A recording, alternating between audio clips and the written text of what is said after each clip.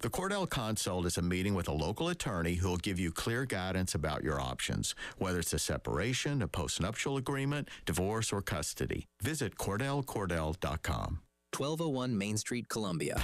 Jim Rome takes on sports. Why? Because I have a job to do. With rapid-fire takes. So I don't want to hear from you lava pigs on this notion today. No idea what you're talking about. You're complaining more than you like to breathe air. It's like you get up in the morning only to complain and cry and moan on social media about things that you don't even understand. He's the Spitfire of sports smack. Take advantage of it. Get up in here. The Jim Rome Show podcast. What's your beef? Follow and listen on your favorite platform. You've been warned. Powered by Integrated Media. The Game TV. Sponsored by Shepherd's Glass. For auto, home, and commercial glass. ShepherdsGlass.com. In Chapin and West Columbia. The Game TV. Sponsored by Shepherd's Glass. Shepherd's Glass. It's the Game Network Traffic Report from the Schroeder's Towing Traffic Center. Broken down and need a tow or even free signage for your lot? Dial pound 250 and use keyword tow truck today. All right, one last look at that traffic and weather for your ride in on this Thursday morning. A lot of accidents on this rainy morning. So listen up. Got an accident at Clemson Road near Sparkleberry. Another one at Dreher Shoals and Dutch Fork Road. Another one at Monticello and I-20. Mill Street near Corley Mill. And then another one at I-26 eastbound at Lake Murray Boulevard. Rain's going to continue till about lunchtime with a high of 78 today. Tomorrow, 75 and cloudy. That's your traffic and weather for your Thursday here in the game.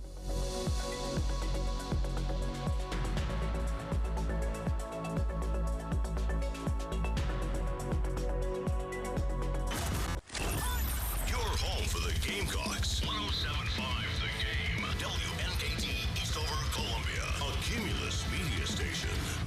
The Extra Point with Tyler Head and Jack Veltri from Gamecock Central. Call or text 803-404-6100 on the Game Network and on 107.5 The Game app.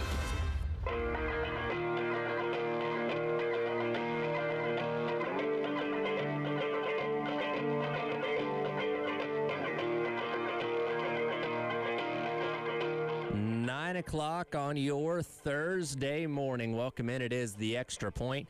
Tyler Head and back in studio, Jack Veltri. Good to see you, man. Yeah, it's good to be back in here, man. Wish the weather outside was a little better coming back in here today, but yeah, man, it's good to be back in studio finally. Yeah, I don't know about you. The thunder or the storm last night knocked out my internet at like 10:30. Oh, really? I'm hoping it's back on by the time I get home. Fingers crossed. Oh, I didn't even realize there was a storm last night. I was asleep by 10 o'clock. So. Oh, yeah, it was pretty loud thunder, like some heavy rain, sideways type of rain. I mean, I knew it was going to rain. I didn't know it was going to be like that.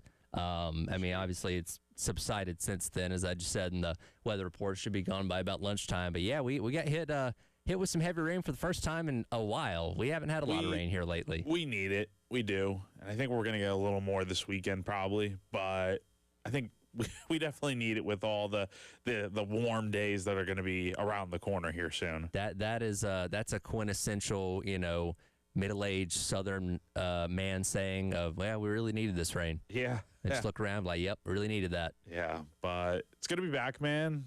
Got into town yesterday. I actually came here early because I texted you that I got that email from Terry and all of us that there's a meeting. And I'm like, oh, there's a meeting? Oh, well, I was in Charlotte at the time at Caroline. So I'm like, all right, well, I'm getting on the road, getting ready to roll. And then got here and the meeting was fine. But, I feel like it was good to be there. But, so. Did you get some of the food? No, I didn't. I had to get rolling. But yeah, it was good. So well, the food was very good. Yeah, that's good. I had a couple tacos. Highly recommend it. Typically when we have staff meetings, there's always some kind of food component. So I recommend trying to get something next time. Yeah, absolutely. I definitely will. I was just in a little bit of a hurry getting out of there. But, and then last night went on over to the Garden Black road trip for the first time, and it was a good turnout. I will say, first, before we even get into anything, the news about Steven Garcia yesterday, that sucks. It's stage 4 cancer, too, which is the highest form of stage, cancer you can get, which is not good. And he's only 38 years old. He's got a few kids. I'm really hoping he pulls through here, man. It sucks that anyone has to go through that.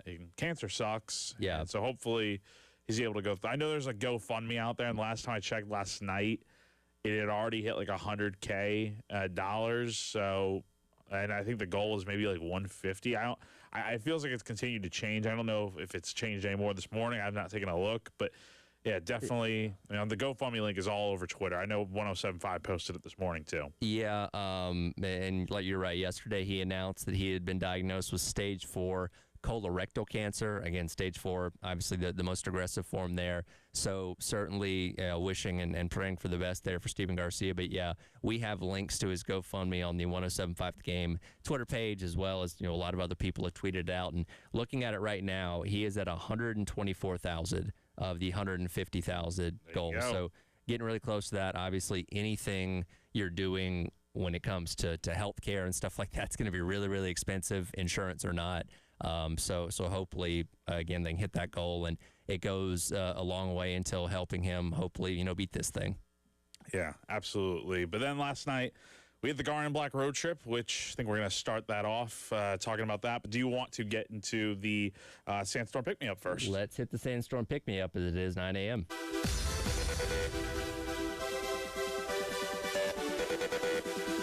Time to get hyped. Here's your 9 a.m. Sandstorm, sponsored by George Sink Injury Lawyers. Just call all nines.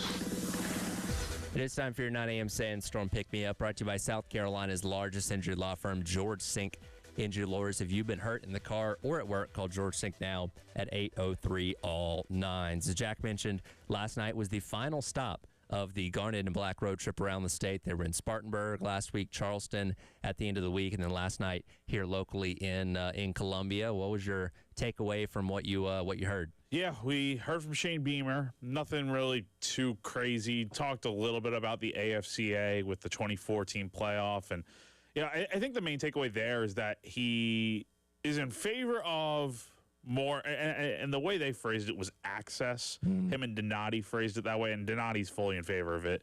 The thing is, for both of them, is they just don't want it to devalue the regular season, which I feel like it would.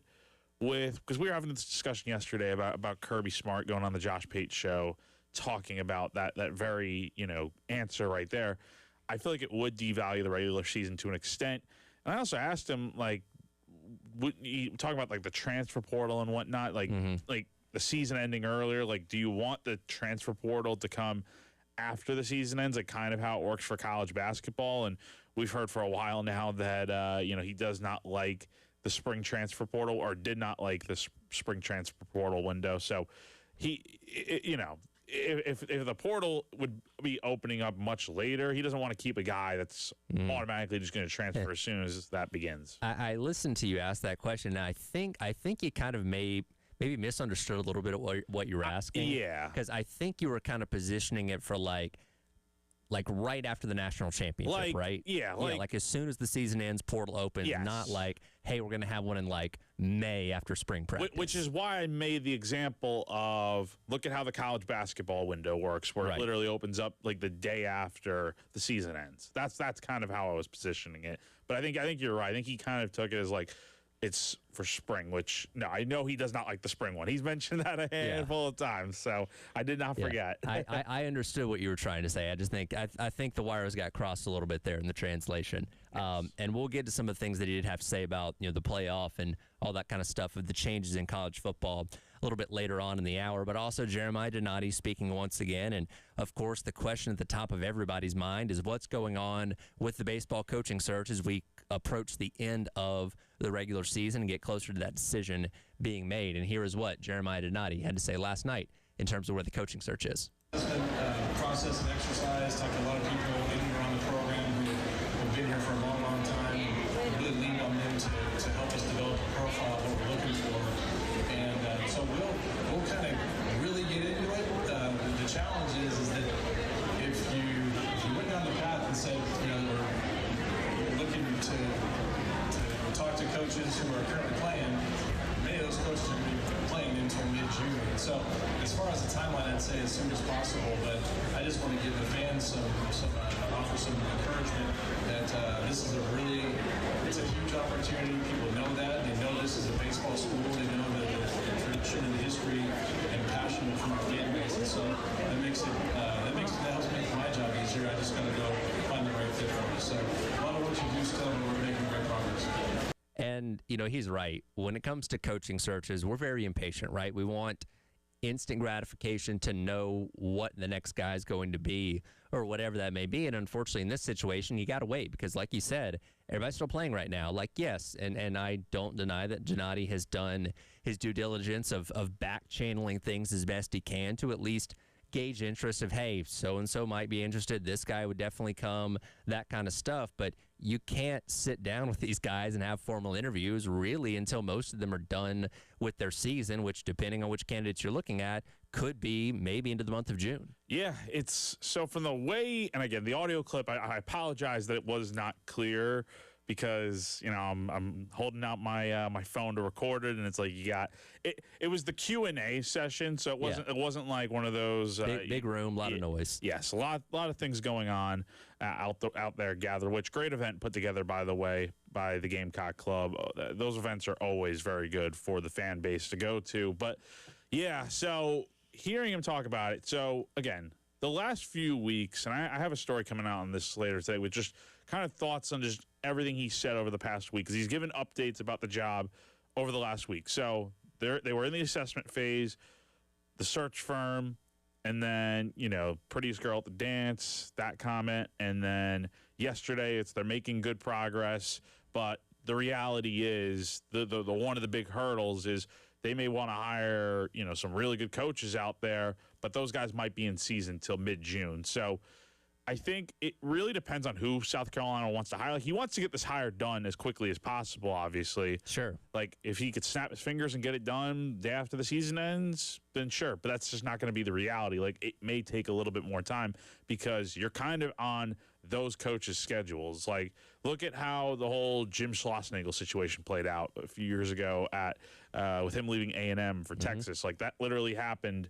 He took the job like the day. Maybe it was like 2 days after, I think. But I want to say it started to get rumored that he was going to take the job like during. Oh, it was, because remember, he got asked right after they lost. Yeah. And that's when he went off on that Tex-Ags reporter that, he obviously had to backtrack on that a few days later. But yeah, those rumors were swirling during the World Series final. Yeah. So you don't want to get into a situation like that, I don't think. Like, I think you want to have some respect for the job they're trying to do with the other school, but make no mistake, that probably does not mean that they're not talking to coach. Like, they're not going to wait until after the season to talk. Like, after that coach's season to talk to them. If it's mid-June and you're just now starting to talk to those guys, that's a problem.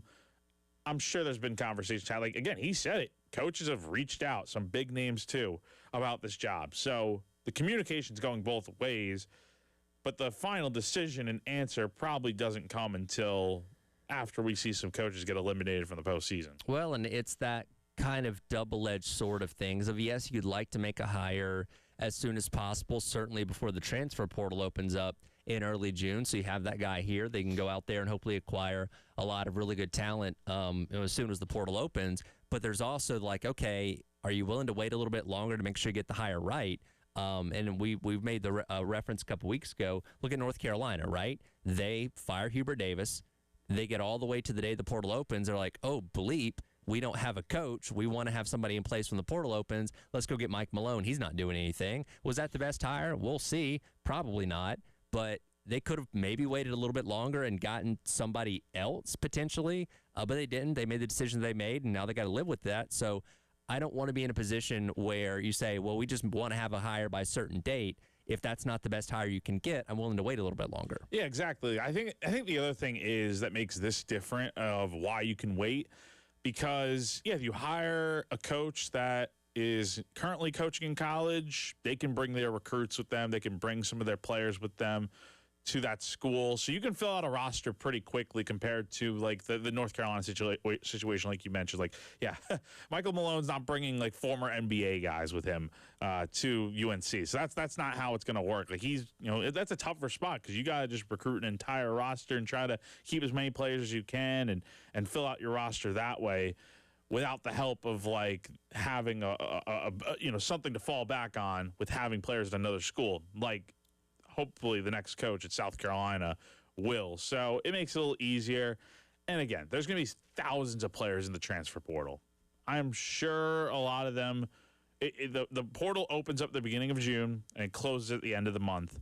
But that does not mean you can't sign transfers going into like July 4th. Like you can sign guys going into July before the school year starts. So there's a lot more time than I think people think. And look, patience is going to be wearing thin, I'm sure, early. Like, why hasn't a hire been made on June 6th or whatever?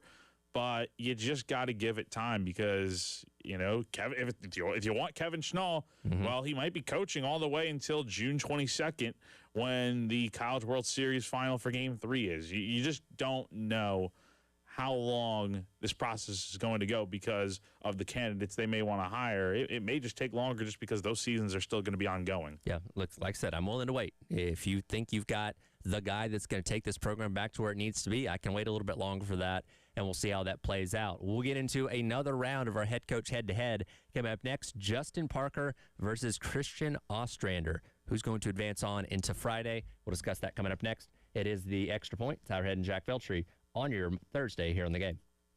Wow, what a play. The Game Network. Columbia, Charleston, Florence, and Myrtle Beach. Here at The Game, we're expanding our local lineup. Starting on Monday, May 11th at 6 p.m., we debut Connecting Carolinas with Scott Hamilton. Presented by FanStream Sports. From 6 to 7 p.m. Monday through Friday, right here on The Game. You could also ask Scott if he can still do that backflip on ice skates. Most of us can't imagine watching figure skating without Scott Hamilton being a part of it. What's that? Oh, it's not that Scott Hamilton. Broadcasting live from the Herndon Chevrolet studio. Herndon Chevrolet is your hometown dealer. Stop by today or shop online 24/7 at herndonchevy.com. All right, everyone, let me tell you about our good friends over at AAA Heating and Air, where home comfort is their top priority. Give a call today at 803-677-1500 to schedule a seasonal maintenance appointment with those guys. Let AAA Heating and Air's qualified technicians put your mind at ease with a thorough inspection and cleaning of your heating and cooling system. Join their popular AAA Comfort Club to take advantage of special extras such as flexible visits, added discounts, and priority scheduling, and so much more. AAA Heating and Air also offers indoor air quality products that work with your HVAC system to improve your home's air quality. Cleaning the air eliminates common household odors, removes allergens and pollutants, and can even improve sleep and the spread of some viruses, reducing the spread, that is. Go to callAAAtoday.com for more info. Tell them Jack from 107.5 The Game sent you on over. Texting enrolls you in recurring automated marketing text messages. Consent not required to purchase. Message and data rates may apply. The team's looking good this season. I think so. Man, I miss playing football. Ever since I turned 40, I just can't find that fire I used to have. Think it could be lower testosterone? What do you mean? I was feeling the same way. After 40, the body has less testosterone, and men lose their edge. That's why I take Nugenix Total T2. That's the testosterone booster, right? Yes, but Total T2 is their brand new formula that skyrockets nitric oxide levels in as little as 3 hours. Since I started taking it, I've been lifting like when we played for Coach Carter. My energy is way up, and it even spiced up things between me and the missus. Are they still giving out complimentary bottles? Yep, just send a text. Text HIM to 215-215 for your complimentary bottle of Nugenix Total T2, the next generation testosterone booster. Text now and we'll include a bottle of Nugenix Thermo X, our newest, most powerful fat burner ever, absolutely free. Text HIM to 215-215. That's HIM to 215-215. These statements have not been evaluated by the FDA. This product is not intended to diagnose, treat, cure, or prevent any disease. Paid for by Adaptive Health. BOGO is back at iMart Express. Come on. Okay. Right now, for a limited time only, new customers can buy their first pair of glasses and get a second pair free. Plus, with eye exams available and same-day glasses, you'll never miss a moment. It's the kind of savings and service you can really get used to. Come on. Okay. Find a location near you at imartexpress.com to shop our BOGO event today and see everything we have in store for you. iMart Express. Get glasses. Go see. Elijah Campbell here from 107.5 The Game, and spring cleaning is in full swing. And if you're hosting graduation parties or family get-togethers, Zero Res can help you get your home ready. Get carpets cleaned for just $35 per room and stairs for only $35, 50% off the standard price, plus take $50 off air duct cleaning, all by mentioning 107.5 The Game. No soap, no residue, no harsh chemicals, just a deeper clean that lasts longer. Appointments are filling fast. Visit ZeroResColumbia.com to book today. Hey, this is Jen Jensen for CHW Cabinetry. My family is using CHW Cabinetry, and they are fantastic to work with. They make sure you're satisfied with every step of the process. Not only do their photorealistic renderings show exactly what your new space will look like, their job site guarantees everyone is on the same page, literally. Experience the CHW difference for yourself. Go to chwcabinetry.com to see more, or call them at 803-520-6837, and be sure to tell them Jen Jensen sent you. CHW Cabinetry, passion from inspiration to installation. Sponsored by Woodman Life, protecting hardworking families with life insurance. Woodman Life reinvests in our communities through donations, volunteering, and supporting local programs. Our people and places are at the heart of everything we do. Get your life insurance quote at woodmanlife.org. Woodman Life is the brand name for Women of the World Life Insurance Society in Omaha, Nebraska. Ad number A0137. Powered by Integrated Media. The Game TV. Sponsored by Shepherd's Glass. For auto, home, and commercial glass. ShepherdsGlass.com. In Chapin and West Columbia. The Game TV. Sponsored by Shepherd's Glass. Shepherd's Glass. The Extra Point. And the kick is good! With Tyler Head and Jack Beltry from Gamecock Central on the Game Network, the 107.5 The Game app, and at the Game TV radio on YouTube. All right, welcome back in. It is the Extra Point. Tyler Head and Jack Beltry along with you here on the Game. It's a very busy morning, by the way, here on the Game. Coming up in the 10 o'clock hour, Jordon Gidron, Gamecock football wide receiver, going to be joining us for a couple of segments, talking his first year in Columbia, spring football, looking ahead to the 26th season and all that. Coming up at 11:15, Kevin Miller from Gamecock Central going to join us to talk about his new book that he's written all about Steve Spurrier. That's going to be coming out here very, very soon. And later on this hour, it is the first edition of the Holy Bleep I Don't Have a Mother's Day Gift and I Need One contest, where I'm going to ask you a trivia question, and the first person to respond correctly on the text line will win a gift that you can give to your mom this Sunday. So a lot of things going on today, Jack. Can I participate in that? Because I still need to get a gift for my mom for Mother's Day. I don't think we're allowed to partake in the contest, but we'll see what we can do for you personally. How about that? Yeah, that sounds good. So we've now moved into another edition of our head-to-head coaching search matchup. For those that haven't listened much this week, we are taking candidates and pitting them head-to-head in a gauntlet-style tournament where each day the winner moves on to the next day to go up against the next candidate, where we try and determine who the best option for Gamecock baseball to hire is going to be. As of right now, after defeating Lane and Powell yesterday, Justin Parker has moved on to yet another day. By the way, we ran the poll on our Twitter page, as we'll do each and every day for this. 50-50 split. Half the people in support of Justin Parker, half the people in support of Landon Powell. Does that surprise you at all? A little bit. Here's the thing. I understand the sentiment about hiring Landon from the standpoint of, oh, he's a Gamecock legend. He gets the program. He would be a fan favorite here for those reasons. But guys, that's not what this hire needs to be. It can be about that stuff, but you've also got to be able to win when you're here. You can't be you can't hire somebody based on those qualities. You have to hire somebody that is proven and can get it done. Now, you could say Landon's proven, but he's proven at the D2 level. He's never coached a game in his life at the Division I level in the SEC that is a much rigorous conference than whatever you're facing at the D2 level, winning a national championship. I'm sure Landon could do it, but we don't know that. There's a lot of risk that goes into it, and you're much better off hiring somebody that is just a proven winner, has done it, whether it's at the SEC or the Sun Belt or one of these conferences. Someone with experience at the D1 level that's done it and been there. That's what South Carolina needs right now, in my opinion. Well, I'm glad you brought up the Sun Belt, because that's going to lead us into our next opponent for Justin Parker, that being Christian Ostrander, the current coach at Southern Miss. Very accomplished at the JUCO level. was at Jones Community College. They were the runner-up in the 2011 Division II or JUCO D2 World Series.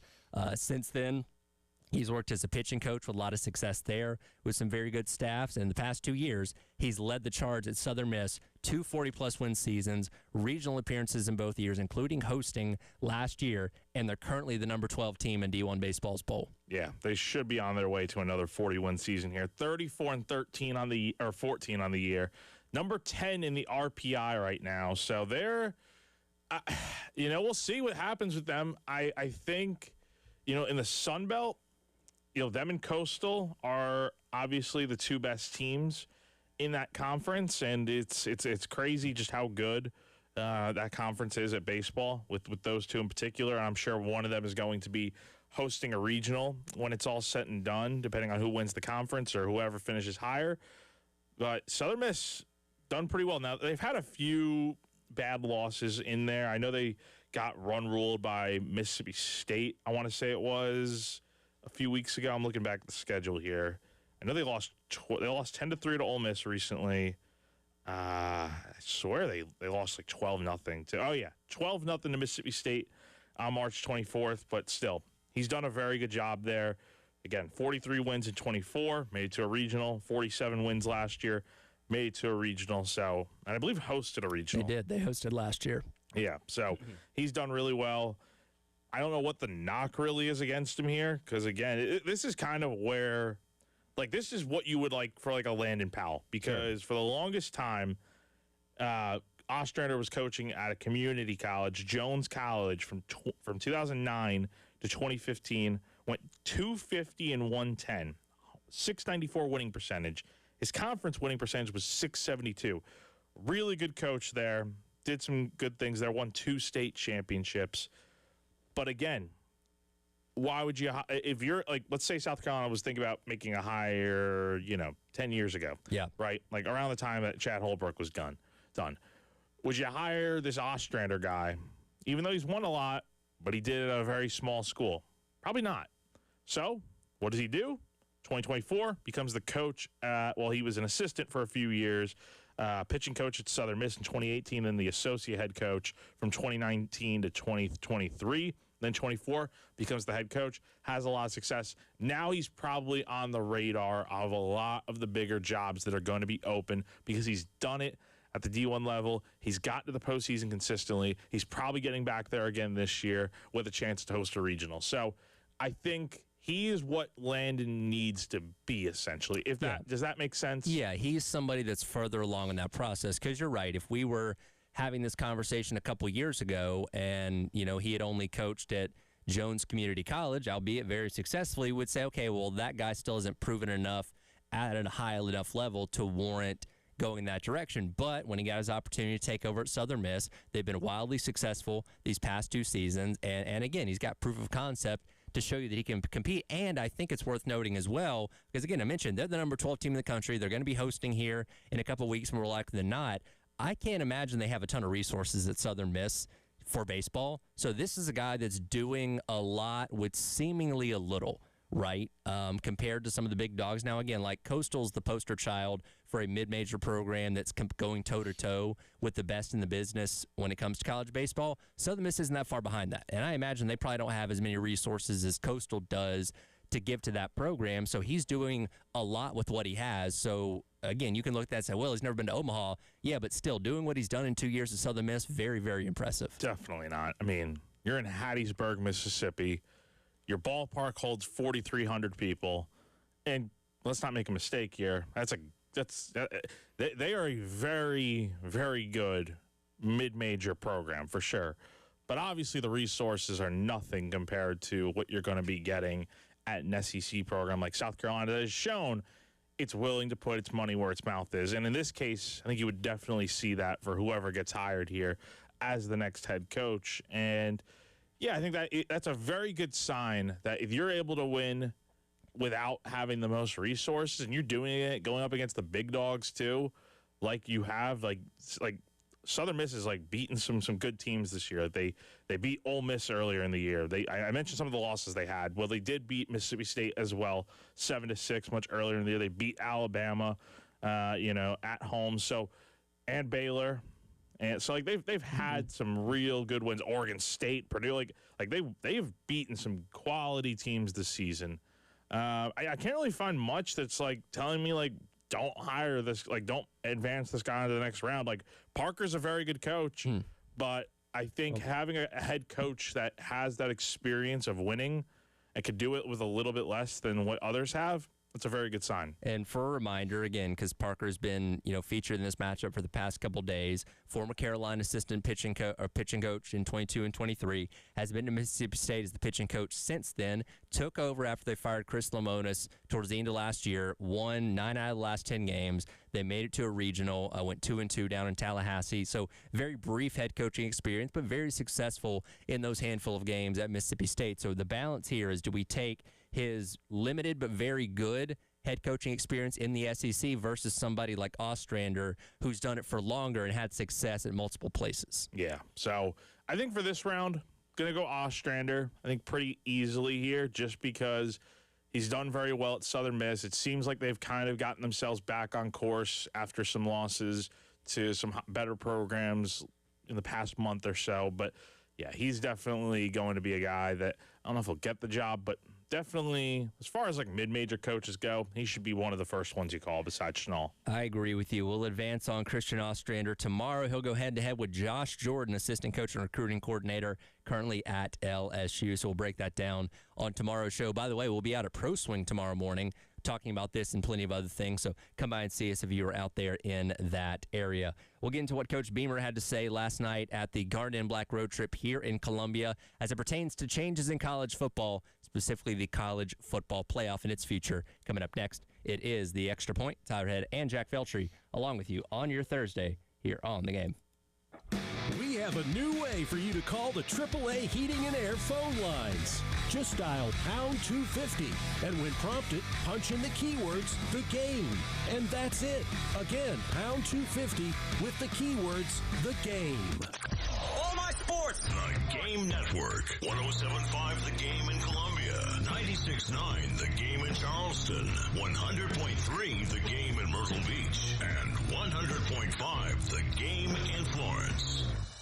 Running a business means wearing multiple hats. So if you're like me, you probably started out using your personal phone, taking client calls and texts nonstop. As my business grew, I needed something smarter. That's when I switched to Quo, the #1 business phone system. Quo works right on your phone or computer. No carrying 2 phones, no clunky landline, just one easy app you can try for free. Your team can share one number and handle calls and texts together like a shared inbox. Any teammate can jump into the conversation, so customers get faster responses. And Quo's AI assistant summarizes your calls and responds to customers 24/7, so you never miss a lead or opportunity. All this starts at just $15 a month. That's basically 2 coffees. You can even keep your current business phone number. Find out why 90,000 businesses trust Quo. Money is on the line. Always say hello with Quo. Try Quo for free at quo.com/sports. That's quo.com/sports to try Quo free. QUO.com/SPORTS. Hey, this is Ray and Nathan with Pope Davis Tire and Automotive. Last year's Technician Bikini Car Wash was a huge success. But, unfortunately, Grease Lightning and Piston Pete left us for jobs at the club. Don't worry. If you are feeling hot, we can still cool you down. By fixing your car's AC for 30% less than the dealership charges. And we have an $80 rebate on any set of Michelin or BF Goodrich tires until May 23rd. Cool down online at PopeDavisTire.com. The 2026 Gamecock football season will be here before you know it, which means it's never too early to secure your season tickets. From the roar of the crowd, to towels waving to Sandstorm, to the flashing lights after a Carolina touchdown, there's only one place to catch a game, and that's at Williams-Brice Stadium. The experiences you'll have here can't be matched by staying home, so make your plans today to join us in our home for the 2026 season. Visit thegamecockclub.com to check out the various ticket options available available for this fall. Vista Roofing, your local CertainTeed Select Shingle Master. Looking for a roof that's built to last? Trust the certified experts at Vista Roofing for professional installation, top-tier materials, and peace of mind backed by industry-leading warranties. From repairs to full replacements, Vista Roofing delivers durable results and exceptional service. Call now or visit VistaRoofingINC.com to schedule your free estimate. Vista Roofing, raising the standard one shingle at a time. Ad paid for by Adaptive Health. Texting enrolls you into recurring automated text messages. Consent not required to purchase. Message and data rates may apply.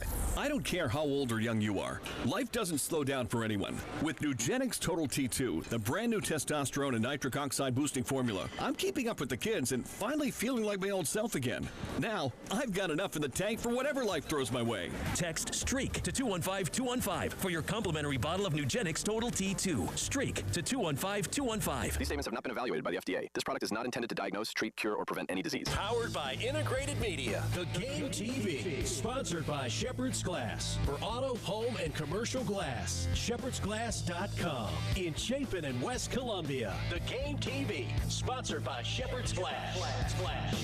This is Joe Cordell of Cordell & Cordell. Cordell & Cordell is the largest family law firm in the country with over 35 years of helping clients navigate divorce. If you or someone you care about is facing a family law issue, let us set up a 1-hour Cordell Consult. The Cordell Consult is a meeting with a local attorney who will give you clear guidance about your options, whether it's a separation, a postnuptial agreement, divorce, or custody. Visit CordellCordell.com. 1201 Main Street, Columbia. The future stars of the PGA Tour are coming to Columbia. The Colonial Life Charity Classic is bringing championship golf to the Wood Creek Club May 14th through 17th. Be there to experience the intensity up close as tomorrow's champions battle it out on every hole. Bring the family and take in the tournament atmosphere, excitement, and a full week of entertainment built for all ages. Don't miss your chance to witness the journey to the top. The Colonial Life Charity Classic. Get your tickets now. The Extra Point. And the kick is good! With Tyler Head and Jack Beltry from Gamecock Central.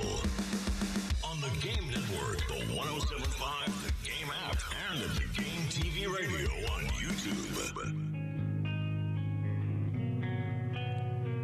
All right, welcome back in. It is the Extra Point. Tyler Head and Jack Beltry along with you here on your Thursday on the Game. We'll get into what Coach Beamer had to say about the future of the college football playoff in just a moment. But first, it is the first edition today of the Holy Bleep, I Don't Have a Mother's Day gift, and I really need one contest. We're going to be doing this throughout the day, giving away various prizes. The first prize up is a $50 gift card to O'Hara's and a pair of tickets to go see Journey over at Colonial Life Arena on May the 18th. Again, these are gifts you can give to your mother this Mother's Day if you don't already have one. Here's how the contest is going to work.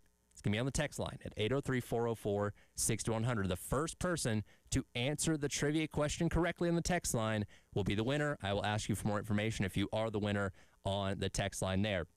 The theme today is sitcom moms. Question number 1. Again, first person to text in the correct answer wins the $50 Harris gift certificate and a pair of tickets to go take your mom to go see Journey on May the 18th.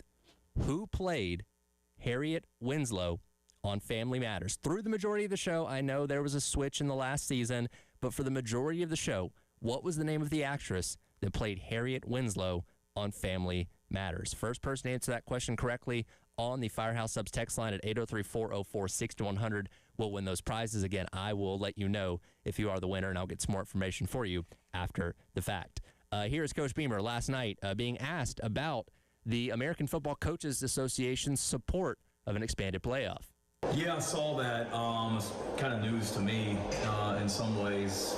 Not that, everything goes through us, but we discussed that a little bit in our last head coaches meetings back in February.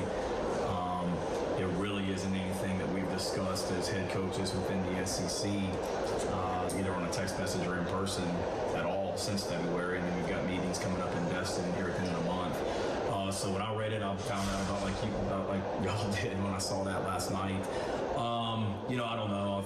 We spent a lot of time in New Orleans talking about 12-team playoff, 16-team playoff, going back to a 14 playoff, 24 teams. I mean, we talked about it all. So that I'm kind of indifferent, I'm all for more access, but also don't want to lose the impact of the regular season in any way.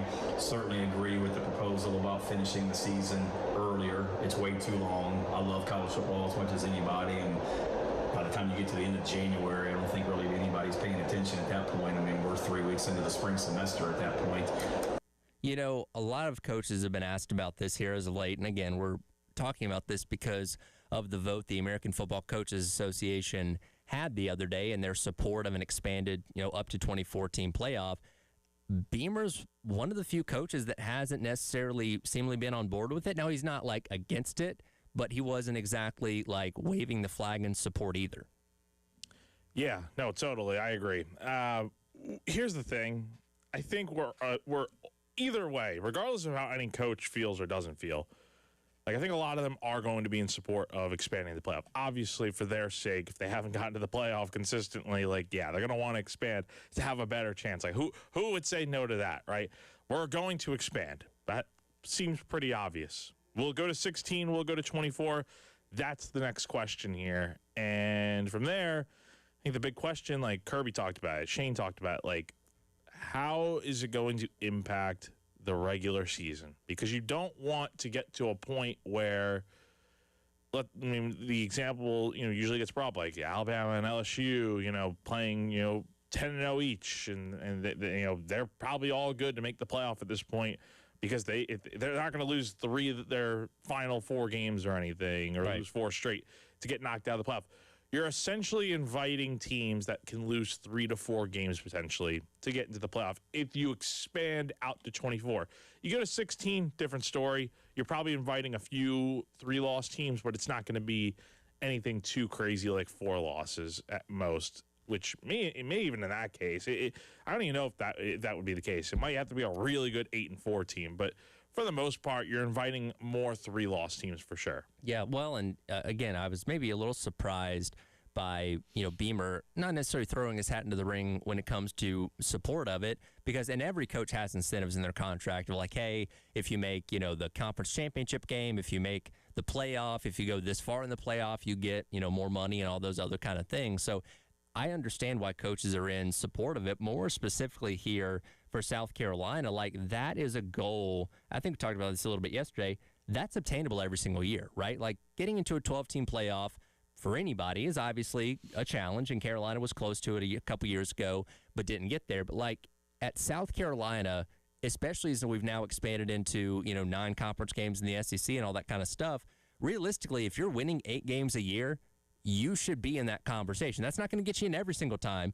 But if you're an 8-win team in the SEC, you should be right on that bubble pretty much every single year, which that at South Carolina is very obtainable, right? Like, okay, winning 10, 11 games a year, to get into a 4-team playoff or even the 12-team playoff, that's a little bit more of a challenge. And again, they haven't been able to get there in the Beamer era, though. But if you tell me there's a 24-team playoff, there's no reason why Carolina shouldn't be in that conversation literally every single season.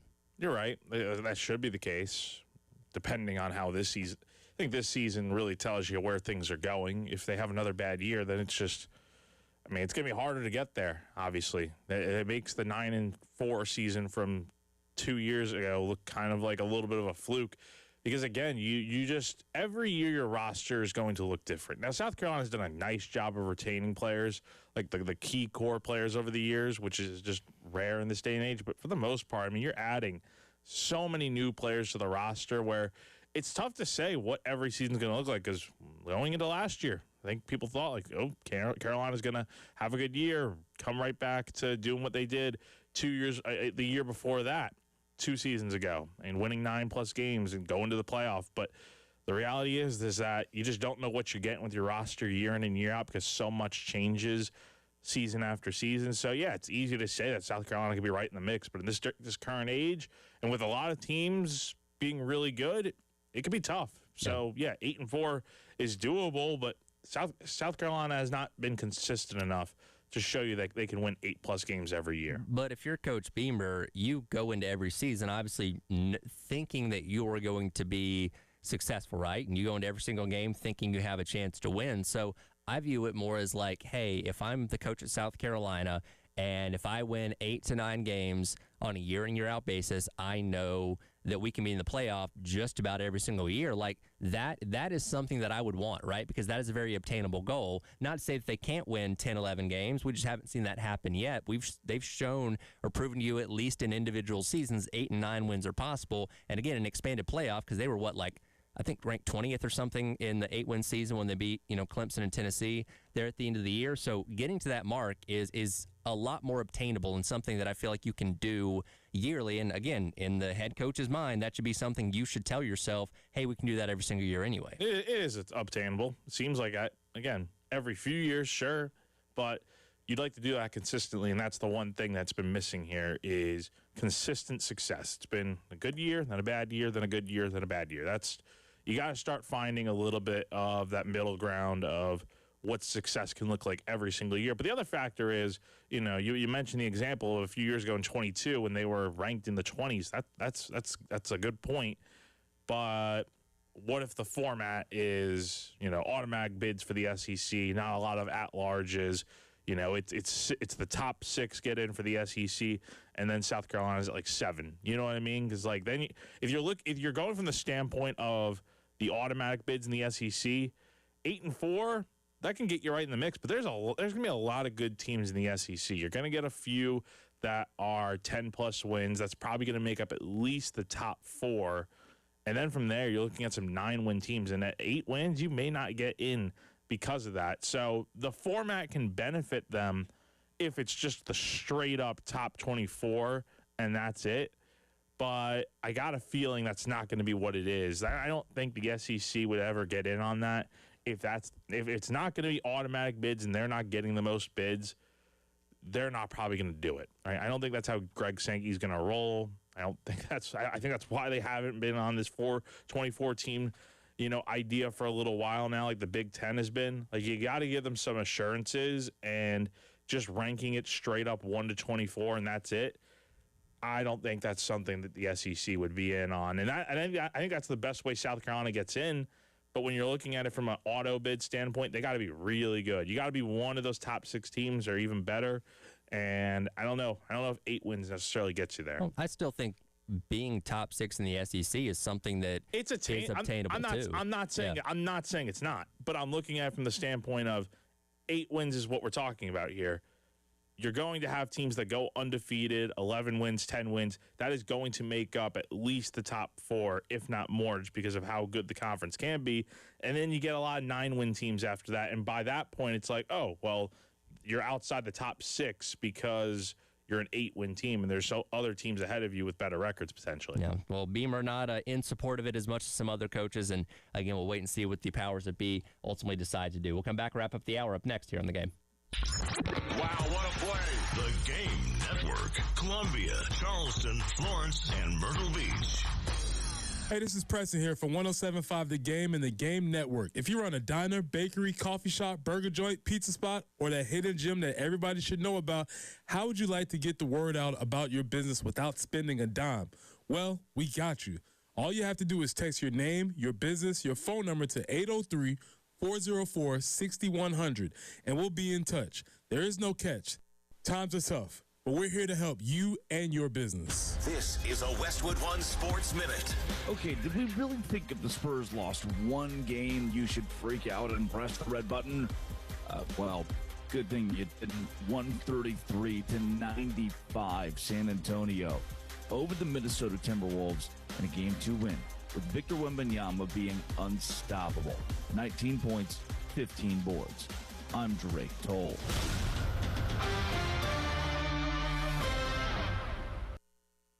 Get in the zone, AutoZone. Welcome to Markdowns for Miles at AutoZone. Got any markdowns on brakes? We mark Duralast brake pads down to free. Free Duralast brake pads? When you buy 2 rotors. Can I get Duralast Gold pads for free? With 2 Duralast Gold rotors, and there's a lifetime warranty on brake pads. That's a huge markdown for so many miles.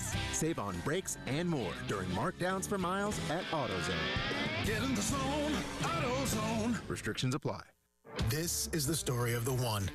As a maintenance tech at a university, he knows ordering from multiple suppliers takes time away from keeping their arena up and running. That's why he counts on Grainger to get everything he needs, from lighting and HVAC parts to plumbing supplies, all in one place. And with fast, dependable delivery, he's stocked and ready for the next tip-off. Call 1-800-GRAINGER, click Grainger.com, or just stop by. Grainger, for the ones who get it done. Confidence is knowing you're ready to handle whatever comes your way. That's what it feels like to take on your workday with Cintas. They make sure your AEDs are up to date, your fire extinguishers are tested and inspected, your floor mats are cleaned and delivered, and your workwear looks good, feels good, and is freshly laundered with a Cintas Apparel Plus program. So are you ready to take on today? Visit Cintas.com. Oh, I'm ready! And get ready for the workday. Progressive knows life takes you in many directions. Bear right at exit 32, then begin to wonder why you never bought a fish tank. In 1.3 miles, you'll realize you've been mispronouncing epitome your whole life. At the roundabout, you will remember you said something at dinner you wish you hadn't, and will think about it for decades. You have arrived at your destination, but it turns out there really is no destination, and life just keeps going. Wherever life takes you, protect your home and auto with a bundle from Progressive. Progressive Casualty Insurance Company, affiliates, and other insurers. Not available in all states or situations. Kohl's has Mother's Day gifts that feel like a treat because moms deserve something nice. Preferably something that doesn't involve snack duty, carpool, or reminding anyone where their shoes are. Make her day extra special with 15% off all her favorites across the store at Kohl's and Kohls.com. It's just too bad you can't buy her the one thing she really wants, a nap. Select styles, 15% offer ends May 17th. Some exclusions apply. See store or Kohls.com for details. Hallmark Cards presents Mother's Day at Walgreens. Celebrate every mother figure in your life with a Hallmark card at Walgreens. Show how much she means to you and how deeply she's loved. A Hallmark card is the perfect way to say thank you for all she does. Don't forget, Mother's Day is Sunday, May 10th. Visit Walgreens today to find the perfect Hallmark Mother's Day card and make her feel truly special. Mother's Day means Hallmark cards at Walgreens.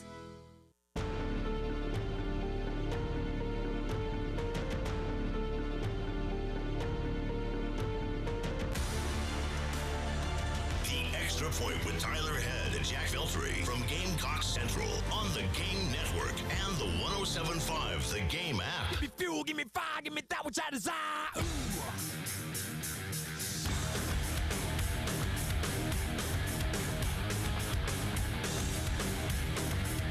All right, welcome back in. Extra Point. Tyler Head and Jack Veltri wrapping up hour number one on your Thursday here on the Game. Again, Jordon Gidron of Gamecock Football set to join us coming up at 10 o'clock in the Garnet Trust Hour. So looking forward to talking to him. But as we wrap up this hour, Jack, all good things must come to an end. The Braves were the last team standing that had not lost a series so far in this Major League Baseball season. That did end yesterday as they dropped 2 out of 3 against the Mariners and have suffered only their 12th loss of the season, but first series loss of the year. Yeah, season's over. Pack it up. Yeah, pack it up. I was wondering, can we blame Wes for this? What did Wes do? Is this a hashtag Fire Wes Mitchell offense? What did he do? You're not familiar with that, the hashtag Fire Wes Mitchell? I'm very familiar with that. But I just thought we blamed him for things when they go wrong. Oh yeah, I didn't know if he said something or anything. No, well he's a Braves fan, so I know that. I'm just going to associate that. Well, it must be Wes Mitchell's fault. Hashtag Fire Wes Mitchell. Fire Wes Mitchell. Yeah, hashtag Fire Wes Mitchell.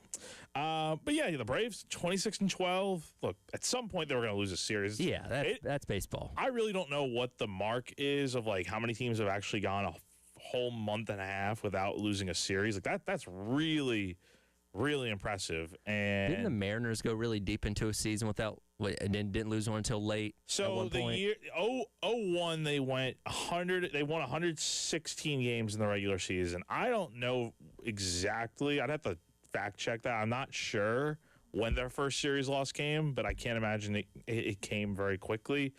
But yeah, I mean the Braves are. Even after losing the series, they're still in a great position. I mean, the Phillies are 8.5 games back. They've been playing much better baseball since Rob Thompson took over. Got let go, and Don Mattingly's taken over. They're 8-2 over the last 10 games, but they're still 8.5 games out. The Nationals are 8.5 games out.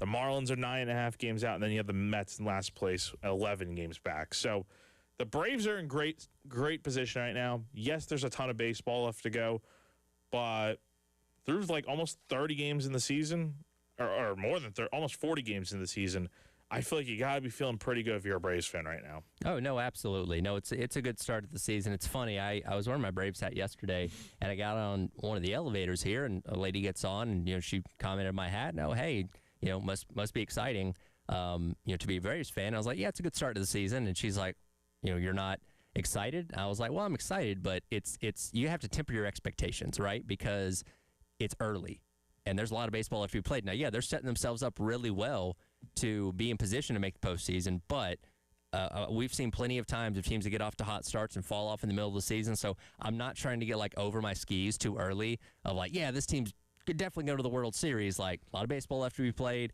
Injuries happen, as we've seen plenty of years past. I like where we're at right now, and I hope it keeps rolling. But they're going to get some guys back, too, healthy, right? Like, from the pitching standpoint, they'll get a few guys back eventually. And you need all the separation you can get. Like, continue to win series and have these other teams struggle. You'll be just fine. Now, Braves are going to the Dodgers this weekend, so that could be another tough series. That may end up being a series loss. Who knows? But even if the Braves lose that series, they're still in very good position. You just don't want it to be there are going to be points throughout the season where you go through struggles. Trust me. I'm a Yankees fan. Every June is an automatic, awful part of the year for the Yankees. But the Braves are going to be fine, even when they eventually go through some rough points. The fact that they are ahead by as many games as they are right now is just wild. I don't know if it's sustainable, but winning the division right now, it feels very, very good for them so far. These next 6 games, you mentioned Dodgers this weekend as they complete their West Coast road trip, and they come back home to take on Chicago, who is also red hot right now. By the way, they walked off the Reds 3 straight nights out there at Wrigley Field. So these next 6 games are going to be a real good measure for the Braves, right? And they faced some good opponents so far this year, but those 2 teams back-to-back can be a real challenge and a real test, and hopefully they come out of that good. Again, they've got a great lead in the NL East and all that kind of stuff, but going to be a really good challenge for them as we get into the month of May. One other thing I wanted to mention on the baseball subject, I don't know if you've seen the other side with the American League. Have you seen like all the records across the AL? The Yankees and Rays, the only 2 teams above 500, right? It is absolutely, and I didn't believe it when I saw it, but dude, it's for real. Like, in first place in the Central, the Guardians are 19-19, and the Chicago White Sox, who are 17-20. Actually, I'm sorry. The White Sox and the Royals are both 17-20.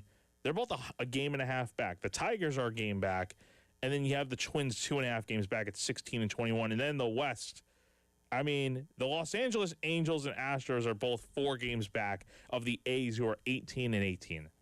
And those teams are 15-23. Like, it is wild how bad the Central and the West are. But yeah, the East, man. Of course, it's the Rays. Yeah. Well, a half game back of the Yankees, who are 25-12. It's a complete opposite from what you guys got with the Braves here. Shout out to the homeless A's, man. No home city. The Sacramento A's. They are the homeless A's. I will not call them the Sacramento A's. They're the homeless A's, but they are at least leading the division. Okay, yeah. Jordon Gidron coming up next as we get into the Garnet Trust Hour on your Thursday here on The Game.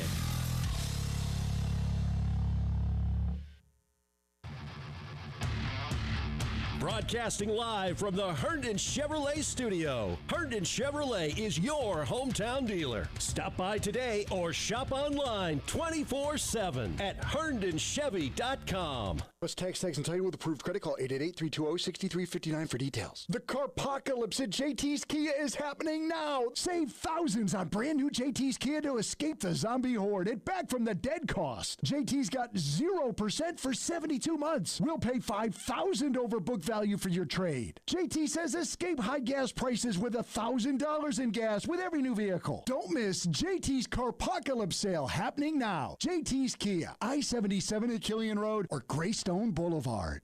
Do you have sagging, soft, or bouncy floors in your home? Well, this could be a sign of rotten wood caused by moisture in your crawl space. Damaged wood in your crawl space can affect your home's foundation, and that can affect your home's value, and nobody wants that. Say goodbye to sagging floors and hello to a stable foundation. Contact Canty today for your free inspection at 803-424-8380 or visit cantycanfixit.com. Not loving your AT&T or T-Mobile bill? Yeah, we've been hearing that a lot. Good news. Bring your AT&T or T-Mobile bill to Verizon and we'll give you a better deal. So get away from that unfortunate phone bill and get to Verizon. Run, ride, canoe. Whatever it takes, we'll be here. Bring your AT&T or T-Mobile bill to a Verizon store today and we'll give you a better deal on the best network. A better deal. No surprises. That's Verizon. Best network based on root metrics, best overall mobile network performance, U.S. second half 2025. All rights reserved. It must provide a recent consumer mobile bill and the name of the person redeeming the deal. Additional terms, conditions, and restrictions apply. Hallmark Cards presents Mother's Day at Walgreens. Celebrate every mother figure in your life with a Hallmark card at Walgreens. Show how much she means to you and how deeply she's loved. A Hallmark card is the perfect way to say thank you for all she does. Don't forget, Mother's Day is Sunday, May 10th. Visit Walgreens today to find the perfect Hallmark Mother's Day card and make her feel truly special. Mother's Day means Hallmark cards at Walgreens. Ad paid for by Adaptive Health. Texting enrolls you into recurring automated text messages. Consent not required to purchase. Message and data rates may apply. I don't care how old or young you are. Life doesn't slow down for anyone. With Nugenix Total T2, the brand new testosterone and nitric oxide boosting formula, I'm keeping up with the kids and finally feeling like my old self again. Now, I've got enough in the tank for whatever life throws my way. Text STREAK to 215-215 for your complimentary bottle of Nugenix Total T2. STREAK to 215-215. These statements have not been evaluated by the FDA. This product is not intended to diagnose, treat, cure, or prevent any disease. This is Joe Cordell of Cordell & Cordell. Cordell & Cordell is the largest family law firm in the country with over 35 years of helping clients navigate divorce. If you or someone you care about is facing a family law issue, let us set up a 1-hour Cordell Consult. The Cordell Consult is a meeting with a local attorney who will give you clear guidance about your options, whether it's a separation, a postnuptial agreement, divorce, or custody. Visit CordellCordell.com. 1201 Main Street, Columbia. Discover the Griffin difference. Griffin Pools and Spas is your headquarters for family fun and outside enjoyment. We offer Latham fiberglass pools, Imperial vinyl pools, above ground pools, spas by Bullfrog, Marquee, Tropic Season Generations, and Swim Spas, the Big Green Egg, all things Yeti and Turtlebox Gen 3, Ranger, and Grande Bluetooth speakers. We sell fun. Come see us and get summer ready today. Discover the Griffin difference. Family owned and operated for 50 years. Griffin Pools and Spas. We make you feel good. The Colonial Life Charity Classic is coming to the Wood Creek Club right here in Columbia, May 14th through the 17th. This is your chance to watch the next generation of PGA Tour stars up close. Before Justin Thomas and Scotty Scheffler were household names, they were right here on the Korn Ferry Tour. This is where the journey begins. Every shot bringing them closer to the PGA Tour. Tomorrow's champions are teeing it up today. Get your tickets now for the Colonial Life Charity Classic. Your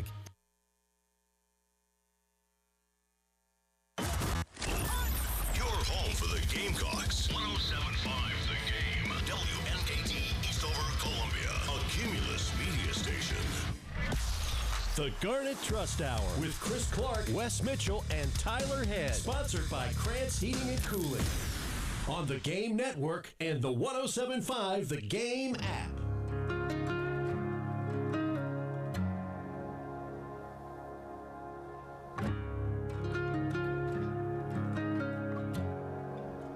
All right, welcome back in. Hour number 2. It is the Garnet Trust Hour presented by Krantz Cooling, Heating, and Plumbing. Tyler Head, Jack Beltry, Wes Mitchell awaiting our guest on his way in just a moment. But excited to talk, Jack, with Jordon Gidron and get some insight into Gamecock football. Yeah, it'll be exciting to hear from him. He's a younger guy on this team, man. Was a freshman last year, obviously from the area out at Ridgeview. So it'll be interesting to hear from him, especially as a receiver in that what's a crowded room with a lot of talented guys, and there's only one ball to go around. So it'll be interesting to hear his perspective on how things have been going. Yeah, again, we'll get him in here coming up in a couple minutes, and we'll try and get him into Studio 803 as well. But a lot of things to talk about with him. Obviously, we'll, like with everybody that we talk to, whether it be coaches or players, try and get whatever we can out of what spring practice was, because again, everything was kept pretty much under wraps. Didn't have a spring game or anything along those lines, so maybe we can find out some more details of what went down over the course of the past couple months. Maybe. We'll see. You think that's for? I don't know. We'll see. These guys are so media trained to not give any big secrets away other than, oh yeah, the offense was good. Oh, yeah, it's a faster tempo. But we'll see.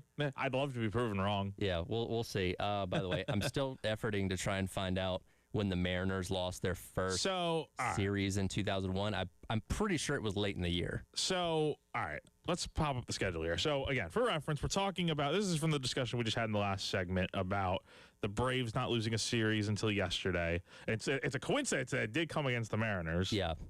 Okay, actually, no, they lost, funny enough, almost the exact same time frame. They lost to the Blue Jays 2 games between May 4th and May 6th. Just like the Braves lost 2 games between May 4th and May 6th to the Mariners. That's actually, or excuse me, to the Mariners. That's actually pretty funny. 116 and 46. That's a 716 winning percentage. You know, this is a discussion we have not had. Do you feel like that's one of the greatest failures in sports, going that deep in the regular season and not winning a World Series? Because they lost in the ALCS to the Yankees that year. Yeah. I think that's up there. That's up there. With the Warriors are probably the biggest offender in that case because they won the 73 games and then they blew a 3-1 lead to LeBron and the Cavs in 16, which I think is worse than that. If you look at a team like during the regular season that you say, oh, that team is capable of winning, in this case, the World Series, the NBA Finals, whatever it may be, and they come up short of that, that is going to be looked at as one of the bigger disappointments. And look, I was 5 years old at this point in time, so I don't have any memories of this, but I feel like the 2001 Mariners get talked about enough in that realm of like, yeah, that's probably one of the disappointments of a team that didn't quite get all the way there. Yeah, that would definitely be one for sure. And again, that's the first year with Ichiro. Yeah, like when he was in his prime, man. So, but yeah, the Braves, they are off to a great start. Yankees are off to a good start too. Of course, the freaking pesky Rays, man. Do you remember? Speaking of the Braves, by the way, and again, we're waiting on Jordon Gidron, so we'll get him here in a couple minutes. Do you remember Jim Jarvis from Alabama by chance? Yeah, he. I just saw he got called up with the Braves, right? He did. Made his debut yesterday. Yeah, how'd he do? I'm trying to see what were his stats yesterday. He ended up. I don't think he got a hit yesterday because they ended up. Dom Smith pinch hit for him late in the game. Pulling up his stats here. Yeah, he didn't record anything at the plate. Played in the field, obviously. Okay, 0 for 2 at the plate yesterday. But it was his debut. He said he got called at like 1 a.m. the night before of like, hey, we need you. Come on. Obviously had an effort to get out there to Seattle. Like his wife got there like at the end of the game. His family is on the East Coast, so they weren't able to get out there. I think they're going to be out in Los Angeles for the Dodgers series. But always neat, to kind of hear those stories and see those guys when they get their opportunity to make their big league debuts. Former 11th round pick in the 2023 draft out of Alabama, drafted by the Tigers initially. So he's 25 right now. He'll turn 26 on November 6th this year. So he's a 2000 baby, and yeah, man, I mean, that's pretty cool. I mean, you don't see a ton of guys that late make their debut, albeit at this age where, I mean, dude, the minor leagues are such a grind. So yeah, the fact that he's made it this far is very impressive for being an 11th rounder. Yeah, I always like, and I don't think they talked to him specifically about it, but I always like hearing the I got the call stories of like where they were. He might have been asleep if it was at 1 a.m. Probably. To be honest, he might have thought he was dreaming, right? If you wake up in the middle of the night to a phone call to say, hey, you're going up to the big leagues, you might just be like, oh, I'm dreaming, haha, real funny, and go back to sleep. But that was very real. And again, it ends up going 0 for 2 at the plate. But given the circumstances, I'll give him a pass on that one. And obviously, we'll see how much he's featured in these next handful of games. Now, the one thing I wonder, though, in those situations, you get the call at 1 a.m., you're probably asleep. I mean, what is, like, the next thing you do? Like, are you just in a panic? Like, shoot, man, throw a suitcase together, get on a flight to – I mean, you're not getting on a flight in the middle of the night, but, like, I mean, you're probably scrambling to – you probably can't go back to sleep after that, for one.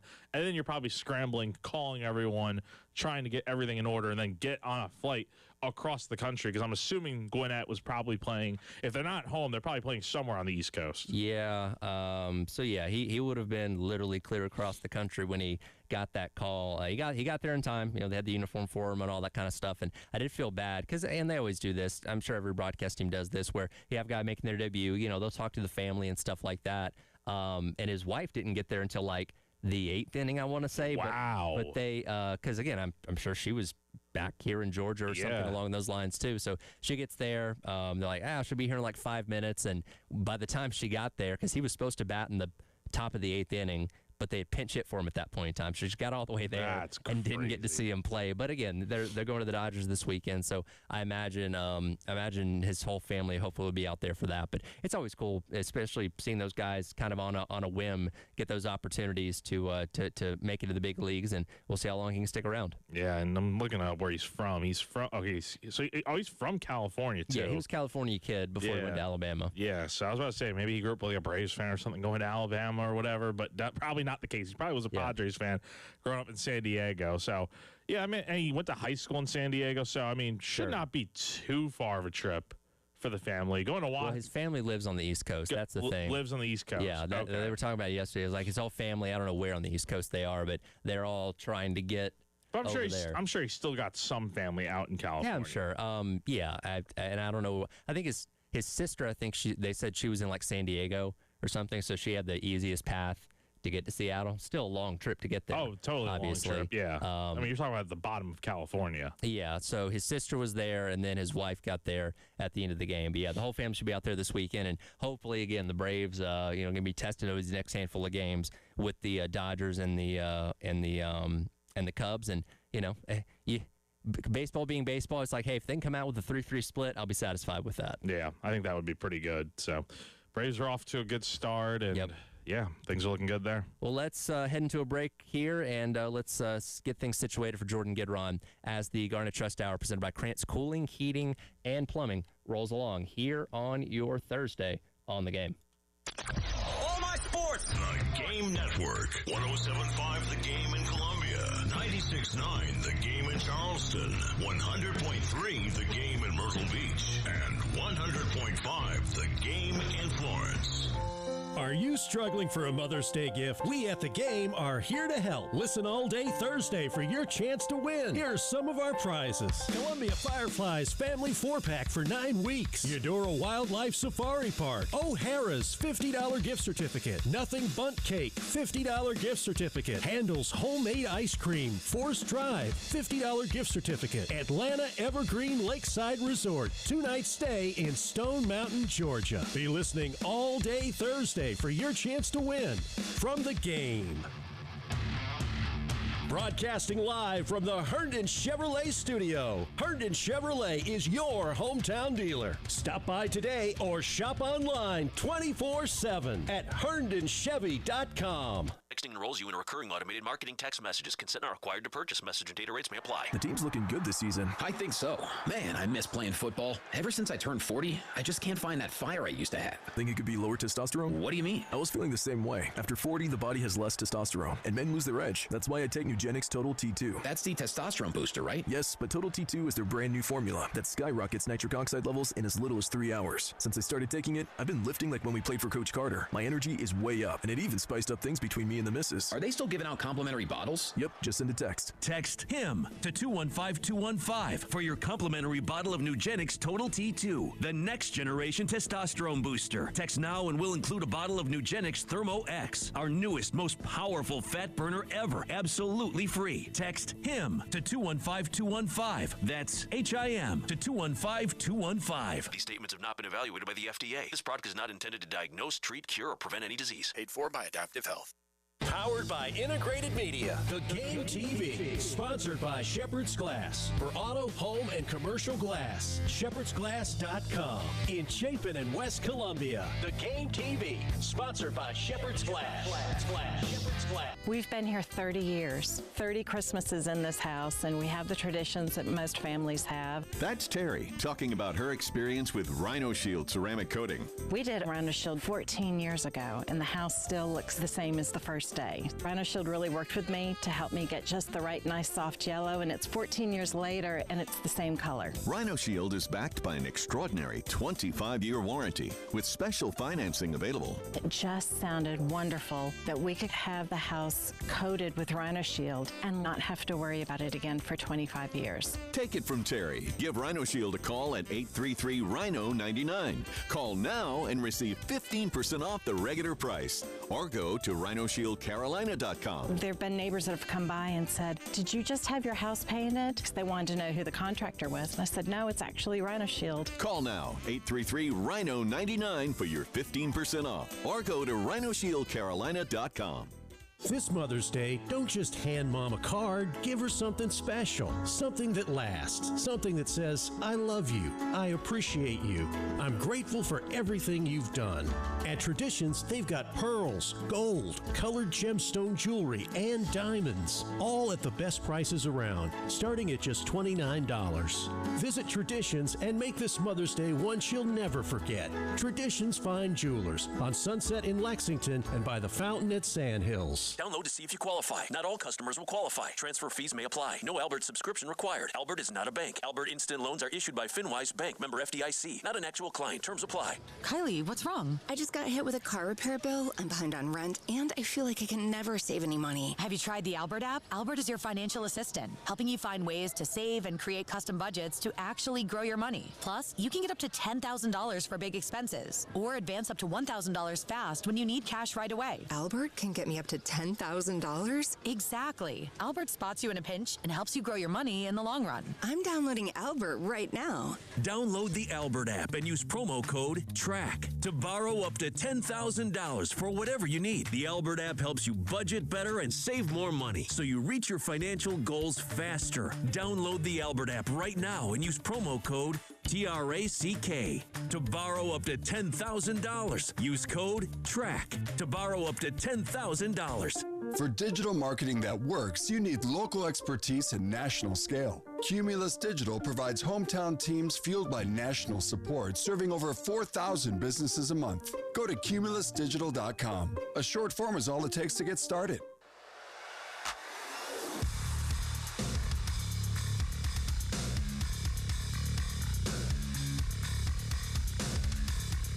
The Garnet Trust Hour with Chris Clark, Wes Mitchell, and Tyler Head. Sponsored by Krantz Heating and Cooling on the Game Network and the 107.5 The Game app. All right, welcome back in. It is the Garnet Trust Hour presented by Krantz Cooling, Heating, and Plumbing. Tyler Head, Jack Felcher, Wes Mitchell along with you here on your Thursday. And today we are joined by a special guest here in studio, live in Studio 803, that being second-year wide receiver for South Carolina, Jordon Gidron, joining us today. Jordon, appreciate you coming in. How are we doing today, man? I'm doing good. How are you? Doing well, doing well. Thanks for coming by. Again, we'll hang out with you here for a couple segments, talk some Gamecock football, and get to know you a little bit. How's that sound? Yes, sir. That sounds great. Yeah, want to welcome in Jordon. So, Jordon, let's set this up for people who maybe don't know your career to this point. Local guy, Ridgeview High School, and this will be, you're kind of going into your second year at South Carolina, but you were one of the guys who kind of followed this thing. We see it's a little bit rare, but I feel like it's getting a little bit more common where you graduated early, you're enrolled at South Carolina, and now because of that, you've kind of been able to get a year under your belt and kind of get comfortable with everything, I feel like. But your path was a little bit more unique because you basically did, what, like a year and a half early? Because you came in for last spring. So can you kind of tell the people listening just a little bit about what went into that decision and kind of how it was being someone who, you know, should have been in high school, but you were already in college? Yeah, I think I was just trying to figure out what was best for me and my development, really. So just deciding to come college early, I think that was just the best decision for me. I was kind of getting double teamed, stuff like that, and I think the best thing for my development was to go ahead and just go to college. I already had all the offers. I could go anywhere I wanted, so I felt like there was no reason for me to wait. And then just being here early, I think that helped me out a lot because I got the playbook a year under the college weight room, got bigger, stronger, had to adjust to things, but I definitely think it was worth it. Now, you mentioned all the offers you had. Obviously, one of those was South Carolina, and you chose the Gamecocks. Other than just the local feel, being a local guy, what were some of the factors that you and your family kind of went through that led to you being a Gamecock?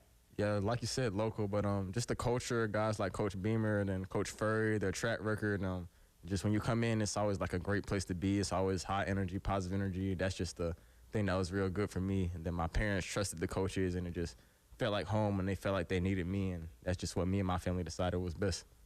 Now, were you and Gigi at Ridgeview at the same time? He was a year before me, I think. Year before you? Yeah, because he also he also skipped his senior year. That's right. Yeah. That's right. Yeah. So were you guys like friends at all or anything? Or? I'll like follow him on Instagram. I'll talk to him, but we're not like super cool or nothing. But yeah, I know of him. Yeah. Yeah. Okay. That's cool. I saw that connection. So it's like, yeah, another Ridgeview guy. Yeah. But yeah, just take us through what this year has been like for you so far. I'm sure you're a year now into the program. Things are probably a lot smoother for you, right? How's the transition been? It's been good, especially this season. Just what's happened. I already went through a winter. I already went through a spring, so I kind of know how it's going to be. So you kind of just know what you're getting into, really. So it's definitely been good this year. Coach Browse came in, so really only adjustment has been learning a new playbook, kind of. So just learning a new playbook, going to class. You just know where everything's at, know how it's going to go. It's definitely been smooth. So we've talked to players, we've heard from coaches a lot over these last couple months. What can you tell us about the offense and what you guys have been working on and what we can expect this fall? I definitely, from practice, it looks really explosive. It's just been a lot more explosive plays, touchdowns, stuff like that in practice. So just definitely more explosive, better offense, I think, and I definitely think it's looked good so far. Now, question for you.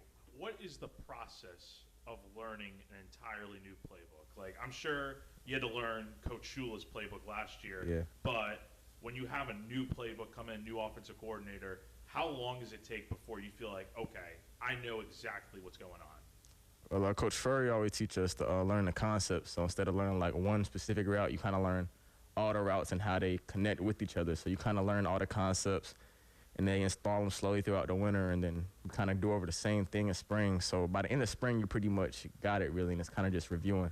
But you just get it, study it for a while, and you kind of got it. But you don't really – you can always know it in your head, but until you're on the field and run it a couple of times in spring, you can't really say you mastered it. So by the end of the spring, you pretty much got it, though. Jordan, you're part of, like, I would say a highly competitive wide receiver room. Like, yes, there's talent in this room, and it kind of, I think, starts at the top with, like, Nick, who, is an older guy. Mazio's been around, and then you kind of, I guess, filter down through all the classes. Like, what I'm saying is you got freshmen, sophomores, juniors, seniors, talent across the board, so you've been competing with all these guys. What was it about this spring that maybe you felt like, I guess you were able to take a step? Because I've heard some little things like you look like you maybe made more plays this spring. Like, do you feel like that's the case? And what parts of your game do you feel like you were able to improve the most, like kind of year over year? I think just probably my weight. I gained a little bit of weight, but I just kind of felt more comfortable in my body this year. I think that improved a lot, just the way I was moving. And then just confidence, being here, how to practice, stuff like that. So just giving it my all every practice. I definitely think I made more plays and stuff like that. Obviously, I got better receiver, running routes and hands, but just overall, I think I grew just from being here for the extra year. Gamecock wide receiver Jordon Gidron joining us here on the Garnet Trust staff presented by Krantz Cooling, Heating and Plumbing. You redshirt last year. Of course, everybody, when they come into college, you want to make an impact right away. As Wes mentioned, very competitive wide receiver room, especially with the crop of guys that came in as freshmen with you last year. What's that process of going through the season, not seeing a ton of action, and trying to develop along the way? Yeah, you kind of just watching, continue to learn, continue to develop, kind of like you said, and just not getting down, knowing your time's coming, and just to continue to get better, really, and just doing what you can, even though you're not seeing the field as much. Did it help at all having such a large group of freshmen in that receiver room with you, especially some guys like Malik, Lex, guys that probably didn't get to see the field as much, that kind of going to do the same thing you're going through? Yeah, it definitely helped just knowing you're only one. And I also think just a lot of guys to learn from. All the guys in the receiving room, we kind of all got different skill sets. So you take something from one guy, take something from another guy, and that helps you develop as well, instead of just kind of watching you kind of grow get to be a better receiver. Now, I do remember last year, Coach Furry talked about taking you guys out to Carowinds. Are you, I got to ask, and this, I don't know if I asked you this last year, but are you a roller coaster guy or no? Yeah, yes, sir. I definitely am a roller coaster guy. I know a lot of people I go with don't always like to ride, but I like the roller coasters and the thrill and stuff like that. And I'm assuming Coach Furry, he's all in on the roller coaster. Yeah. He definitely all in. Yes, sir.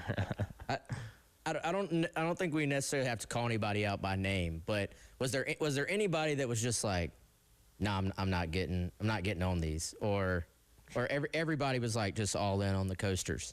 I'm trying to remember. I think it might have been like one or two maybe that wasn't. I ain't gonna name no names. Yeah, we don't have to call them out, but there were a couple of guys that were kind of just like, nah, this is not my thing. Now, did y'all get on the Furry there's a Fury ride, right? Yeah. It's the Fury 365, I think is what it's called. We rode. There was that one, and there was I think it's called Thunderstrike now, but it used to be called something that's just a red one.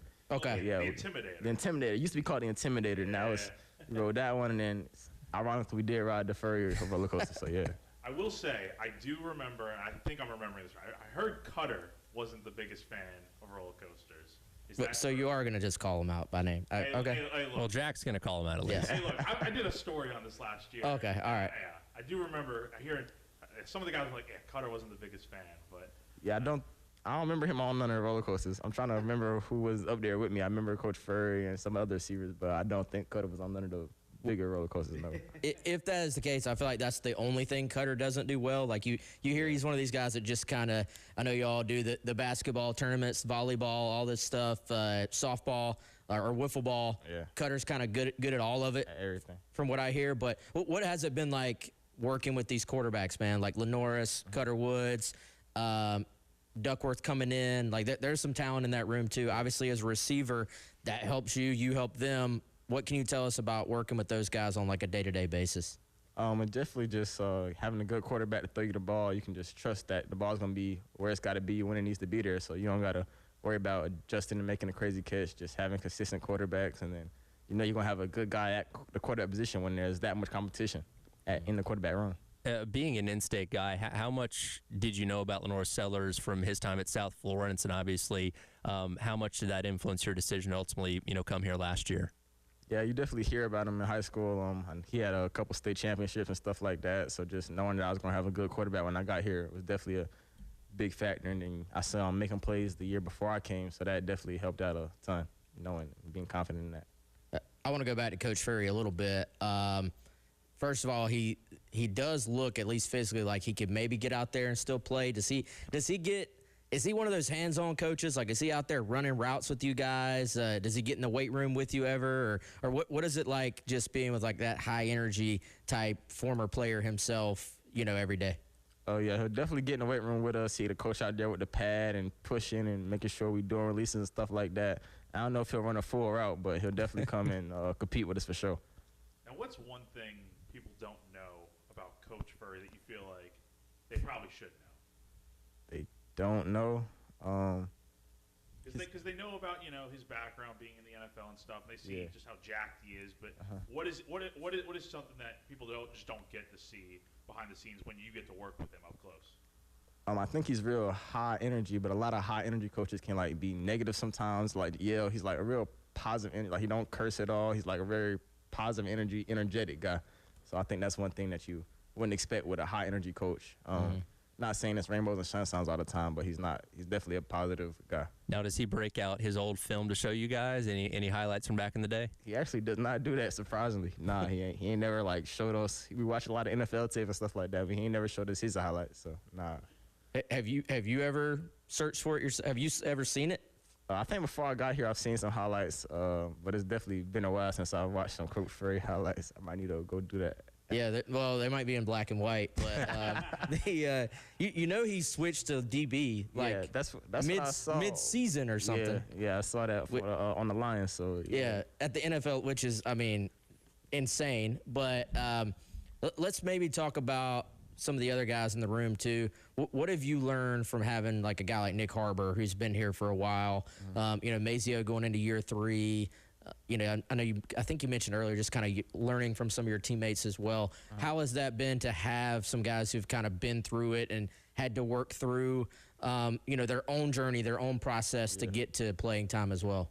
It's definitely helpful. I think the thing I learned a lot from those older guys is just how to work. Guys like Nick and Mazio, they just in the building, working, always getting better, watching film. So I think just how to practice and operate in a D1 program, I think is what I've learned mostly from those guys. What does it say about you guys as a group? I don't think you had major losses in that receiver room, if I'm not mistaken. I don't remember a ton of guys. Obviously, Jared Brown's not here anymore, but he ran out of eligibility. I think you guys are pretty much set from same group last year. Is that correct? Yeah, it's pretty much. I think we lost about maybe one guy, but besides that, it's the same group and just the same guys, but a year better, a year older. So I definitely think that's the improvement in the receiver room. Now, you guys did add Nitro, though. Yeah. That was the big addition there coming in from Purdue. What are your early impressions of what he brings? He's definitely a good player, explosive, good routes, good hands. He definitely going to help us a lot. Yeah, just a great player. Does he have the best, coolest name on the team, you think? I think so. Nitro, yeah, probably. There's some pretty cool nicknames on this team, though, right? Trying to think. Yeah, who would you put second? So I'm trying to think, who else is a really cool? I mean, Cutter is a pretty good name too. I feel like. Got Neff coming in as well. That's a cool name. Kojo, Poku. I think that's a pretty cool Kojo. name. Yeah. Oh, what do they call? There's a lineman I think with a pretty cool name. I can't remember their nickname, but. I mean, if your name is Nitro and you play receiver, you better be good. Like you can't carry that name and not be good. I think Max Drag is also a pretty cool name too. Yes, great for a tight end. Yeah. Do you have a nickname? No, I go by JG sometimes for my initials, but I don't think I'm at the top of the ranks for the nickname. Let's talk a little bit more about this new offense. I know we were hitting it earlier, but does it compare at all to what you were doing at Ridgeview? Like, is there any carryover? Like, I feel like the Shula offense to this offense, it seems like there's a lot of differences. Maybe I'm wrong, but have you been in a scheme quite like this at any point in your life, or has a lot of it been kind of completely new for you, man? I think maybe the biggest similarity is this offense is more tailored towards like just a win, like one-on-ones, win your one-on-ones, win your matchups. It's not so much, it's depths and obviously, but it's not like a certain depth or a certain concept and it has to be this certain way. I think this offense is tailored on just winning and being a great player, which is kind of similar to how it was in high school. So I think that's the main similarity. Do you have any favorite memories from playing at Ridgeview? Any games in particular that's like, man, you went off this game? I always say my favorite is my first game. My first game starting on varsity was against Blythewood. It was our rival. So I had like 3 touchdowns that game. That was probably my favorite varsity game. When did like recruiting kind of pick up for you in terms of like when did you get your first offer and when did it like really start coming to fruition that like you can go play at the next level? I think my first offer was before my sophomore year, after my 9th grade year, right before my sophomore year, and then it kind of picked up towards the end, I want to say, because I got my first big offer was Florida State, and that was midway through my sophomore year, and then towards the end and to the end of my sophomore year, it probably picked up, and then obviously you got spring visits and junior days and stuff like that all after my sophomore year. So by the time I started my junior year, it was pretty much picked up by then.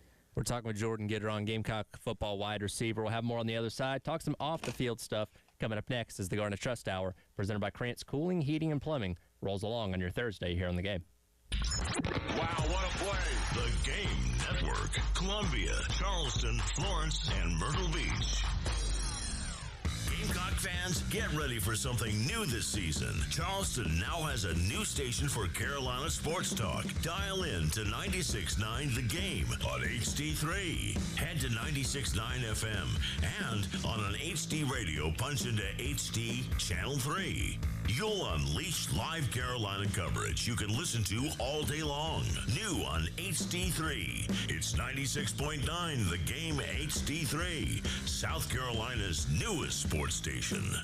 This is a special alert to all Americans who own a vehicle with less than 200,000 miles with an auto warranty about to expire or with no warranty coverage at all. Due to a decline in the economy, CarShield is announcing a low-cost month-to-month vehicle protection plan that is now available to the public to save any driver out-of-pocket expenses on future auto repairs. Call now to find out how you can pay almost nothing for covered auto repairs. Yes, you heard that correctly. Pay almost nothing for covered auto repairs. An open phone line has been established for all drivers to call for a free quick quote. Call 800-793-8074 now. Drivers who are covered will not have to pay for covered repairs again. This protection plan is at an all-time low. Additionally, drivers who activate this vehicle protection today will also receive free roadside assistance, free towing, and car rental options at no additional cost. Call us for your free quick quote today. 800-793-8074. That's 800-793-8074. What do you have to lose? Call 800-793-8074. Again, 800-793-8074.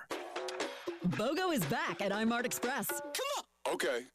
Right now, for a limited time only, new customers can buy their first pair of glasses and get a second pair free. Plus, with eye exams available and same-day glasses, you'll never miss a moment. It's the kind of savings and service you can really get used to. Come on. Okay. Find a location near you at imartexpress.com to shop our BOGO event today and see everything we have in store for you. iMart Express. Get glasses. Go see. Is your crawl space damp or musty? Water in your crawl space can cause wood to rot and creates an environment for mold and mildew that can make its way inside your home. Canty Foundation Specialist specializes in crawl space repair. Call us today for your free inspection so you can have the peace of mind knowing your crawl space is dry and your home is protected. Call today, 803-424-8380, or visit cantycanfixit.com. Bill Gunner at 107.5 The Game for AAA Heating and Air. Look, I know you're thinking about a lot of spring cleaning right now, but are you thinking about your generators? You need to be. Those things are vitally important when our power goes out. You want to make sure your generator is running great. At AAA Heating and Air, they're ready to help you. So call today or visit their website. Call AAAtoday.com and tell them Bill Gunner with 107.5 The Game sent you. AAA Air when you need us. AAA Heating and Air. Hey, this is Terry Ford. Got a little story time for you. If you're a business or property owner and you're needing to deter any unwanted cars from parking in your parking lots, definitely call Schroeder's Towing. They'll provide signage for your business completely free of charge. Anytime a vehicle is parked in your lot that shouldn't be, Schroeder's Towing will be there to make sure your lot stays open for your employees, customers, and tenants. Trust me, I know firsthand what happens when you ignore Schroeder's Towing signage. Just go online at schroederstowing.net. Just dial pound 250 and use the keyword tow truck. Schroeder's Towing, the best and fastest hookers in town. Jay's Corner is the sweet deal of the week. Beginning Friday at 9 a.m., head to 1075thegame.com. Click on Sweet Deals and grab a $50 certificate to Jay's Corner for just $25. Don't miss out. This Mother's Day, don't just hand Mom a card. Give her something special, something that lasts, something that says, I love you, I appreciate you, I'm grateful for everything you've done. At Traditions, they've got pearls, gold, colored gemstone jewelry, and diamonds, all at the best prices around, starting at just $29. Visit Traditions and make this Mother's Day one she'll never forget. Traditions Fine Jewelers on Sunset in Lexington and by the fountain at Sandhills. Jim Rome takes on sports. Why? Because I have a job to do. With rapid-fire takes. So I don't want to hear from you lava pigs on this notion today. No idea what you're talking about. You're complaining more than you like to breathe air. It's like you get up in the morning only to complain and cry and moan on social media about things that you don't even understand. He's the Spitfire of sports smack. Take advantage of it. Get up in here. The Jim Rome Show podcast. What's your beef? Follow and listen on your favorite platform. You've been warned.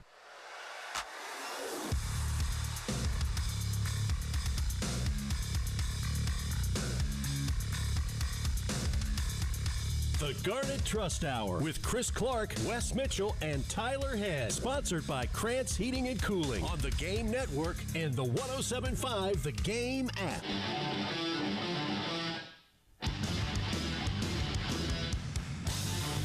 All right, welcome back in. It is the Garnet Trust Hour presented by Krantz Cooling, Heating, and Plumbing. Tyler Head, Wes Mitchell, and Jack Belcher hanging out with Jordon Gidron from Gamecock Football on your Thursday here on The Game. Talk some other stuff outside of football for the next couple of minutes while we're hanging out with Jordon.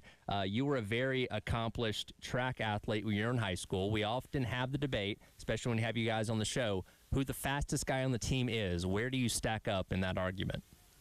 I think fastest on the team, I think I'm definitely a top 3. I think over 100 meters, I think I could pretty much catch everybody except for, like, Nick. I think that's about it, though. Maybe DJ, I know DJ Black ran track. Okay. He was fast his freshman year, and I know Lex ran. He ran like 10.4. But outside of those guys, I think I'm probably like up there top 3, top 4. Now, at any point, are we organizing races to determine this, or is it just all talk? It's been all talk. I think maybe a couple guys have raced, but I haven't raced none of the guys here, so nah. Is it just accepted that Nick's kind of the fastest? Yeah, we do like catapults and stuff. He'll hit like 24 miles an hour. And, like, yeah, I think Nick got the top spot on the lot. Do you know what the fastest you've hit on the catapult is? I think like 22.1. I think I've hit. So I think that's been my fastest. I think in practice.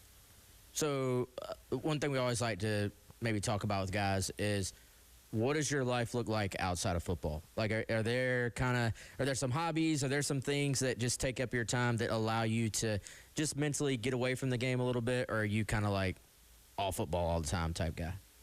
A little bit of both. I think maybe away from football, a lot of stuff like Netflix, YouTube, TikTok, stuff like that. Just watching shows, and then obviously like the draft's been around. I like watching draft evaluation and stuff like that on YouTube. What are the what's on your Netflix as far as things to watch?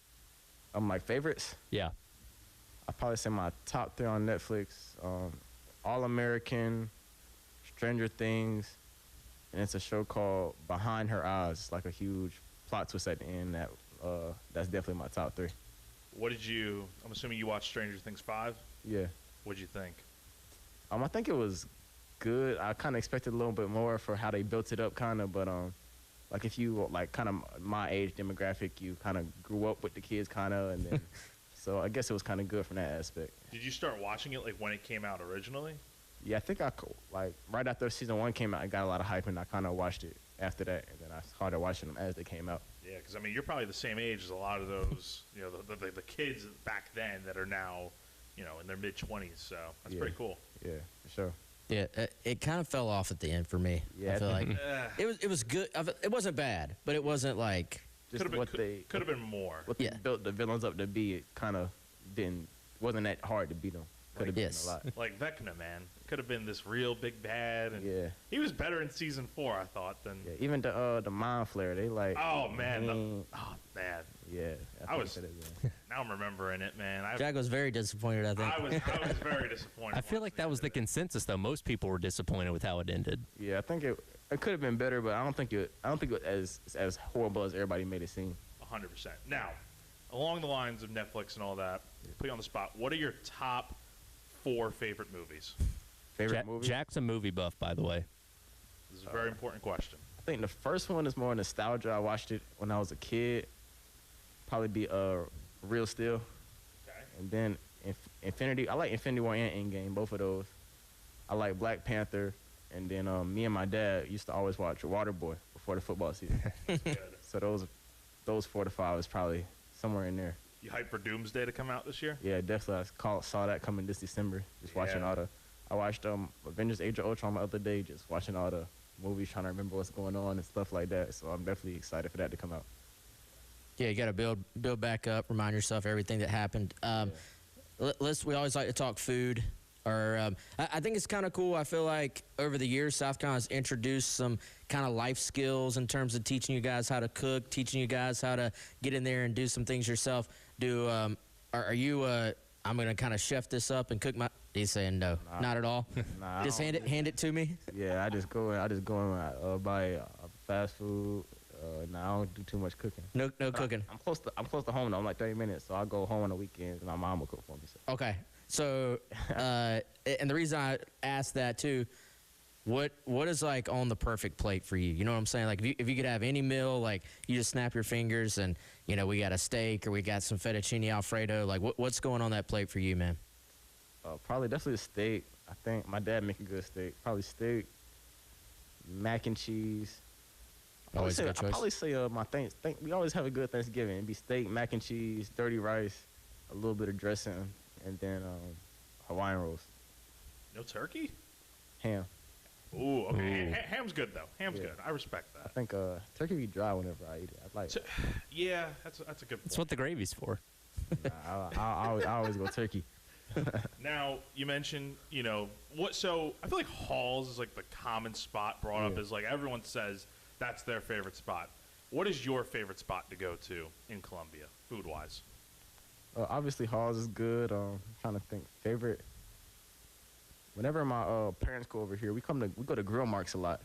So I won't know about favorite, but just as far as going a lot and enjoying the food every time I go, I like grill marks for sure. What as we're talking brands, what has it been like for you to be a part of like this era of college football when like this is obviously like this is a Garnet Trust interview and just, you know, it's just completely different probably than what it was 10 years ago, and everything has kind of just changed a lot, but it's opened up a bunch of opportunities for you and your teammates as well. So can you kind of speak to just the opportunities you've had at South Carolina when it comes to like NIL and kind of monetizing your name? It's been great, just the opportunity to just get ahead in life, stuff like that, and just work with different brands and stuff that you see always growing up. It's definitely been an advantage, I think. How much do you have to dive into like the financial, like they call it like financial literacy or personal finance, like knowing, all right, I've got these opportunities. Let me enjoy it, but let me invest, let me save. Like, have you and your parents kind of gotten into like that aspect of all this too? Yeah, we definitely got into it. I got a financial advisor, so we do stuff with him. Then they've had guys like on the team. They'll have like tax experts and just money literacy, I guess. Just guys come in and talk about that to the team and just about paying taxes and how to save and how to invest and return in the stock market. But I got a financial advisor, so I save and invest and all that kind of stuff like that. So it's definitely been good. There's a lot that goes into it though, beyond just like, here, here's some money. Like it's you're a college athlete, but they're like professional aspects of this. Yeah, for sure. I definitely think so. Yeah. Now, I'm sure you see it with like, I think at like the draft and whatnot, the people ask like, what's the first big purchase going to be when you get all that money? When it comes to NIL, has there ever been like a super cool purchase that you've made since becoming a college athlete? I think the best purchase I made about a month or two ago, I bought a car. So I think that was probably my biggest purchase. What'd you buy? A BMW, a M4. Nice. That's awesome, dude. Yes, sir. Was it like a process to buying? People talk about getting a car. You have to go to the dealership all day and sign all this. Was it pretty smooth for you? Like, was it fun? What was the actual process of that like? It was pretty smooth. I was trying to find a car to buy for a while, actually. Been looking since like last year. Then I finally found one I wanted, and I drove to North Carolina and I looked at it, and I liked it. So then I kind of did most of the deals and stuff on the phone. And then I went and picked it up after. So it wasn't that bad. It's pretty smooth for me. Yeah. We always ask about gaming. You were obviously featured in last year's CFB 26. What did you think of that? Are you a gamer yourself? Yeah, I game a little bit. I play a little bit of NCAA myself. I think that's definitely cool, just growing up watching and playing in the video games, and to actually be in it and get to use yourself is definitely a cool experience. I think as far as gaming, I play a lot of NCAA. I think mainly Fortnite, though. Me and my dad played Fortnite growing up, and that's what I play the most. So I play Fortnite, I'd probably say. What did they have you rated on there, man? I know you were a freshman. Like, I'm sure they didn't maybe know to give you your due yet, but do you remember what they had you? 74, I want to say. 73. That's not bad for all things considered. I think that's a freshman early enrollee. That's definitely could have been worse. So I think you got to be kind of happy with that. And obviously, hopefully we get you out there on the field making some plays this year. Yes, sir. Rating goes up. I do want to talk a little bit about early on. You talked about how you've gotten bigger, you've gotten stronger. We were talking about it off air a little bit. Yeah. What have the resources been like in terms of Luke Day and his staff? And then a lot of the guys bring up Yemi Rodriguez and the nutrition staff and just everything you guys have like at your disposal, so to speak. Yeah. What has it been like kind of diving into the nutrition of how important that is to getting bigger, getting faster, stronger? Yeah, it's definitely been a process. Yemi comes and does his presentation every spring about what you need to eat and get bigger. And obviously, you're going to get stronger just being in the weight room is bound to happen. But I think to maximize it, definitely eating and doing what Yemi tells you. And he's always around the nutrition hub, making sure everybody get enough protein on their plate and just eat the right things and making sure nobody throw nothing away and getting their meals to go. So it definitely just having all those resources at disposal is definitely a blessing. Well, Jordan, man, we appreciate you coming by and hanging out with us. And, man, we can't wait to see you on the field this fall. Yes, sir. Thank you. I appreciate it. That's Jordon Gidron there of Gamecock Football. We'll come back. We'll wrap up the hour. Coming up next, Garnet Trust Hour, presented by Krantz Schooling, Heating, and Plumbing on your Thursday on The Game. All right. The Game Network. 107.5 The Game in Columbia. 96.9 The Game in Charleston. 100.3 The Game in Myrtle Beach. And 100.5 The Game in Florence. Hey, this is Jen from 107.5 The Game and The Game Network. If you run a diner, a bakery, a coffee shop, burger joint, or a pizza spot, or that hidden gem everybody should know about, how would you like to get the word out about your business without spending a dime? We got you. All you have to do is text your name, your business, and your phone number to 803-404-6100, and we'll be in touch. There's no catch. Times are tough, and we're here just trying to help you get folks in the door of your business. This is a Westwood One Sports Minute. The worst thing that could happen to the Pittsburgh Steelers is Aaron Rodgers re-signing for another year. If Rodgers comes back, the Steelers won't be bad enough to bottom out and get a top quarterback in next year's draft and won't be good enough to win the Super Bowl. The Steelers will still be mired in purgatory.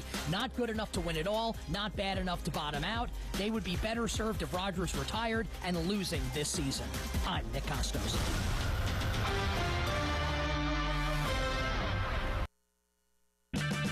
Save $2 when you buy 2 cans of Superior Products Coverall Tire Dressing. Plus, get 4 times O-Rewards points now at O'Reilly Auto Parts. O'Reilly Auto Parts. Spring is showing up and showing out. Give your yard its own moment with limited time deals from Lowe's. Grab select 1.5-gallon annuals hanging baskets, 2 for only $15. Plus, we've got Miracle-Gro 0.75 cubic foot garden soil, 5 bags for just $10. A little dirt, a little color, and we are so back. Our best lineup is here at Lowe's. Valid 5/7 through 5/13. Selection varies by location. Excludes Alaska and Hawaii.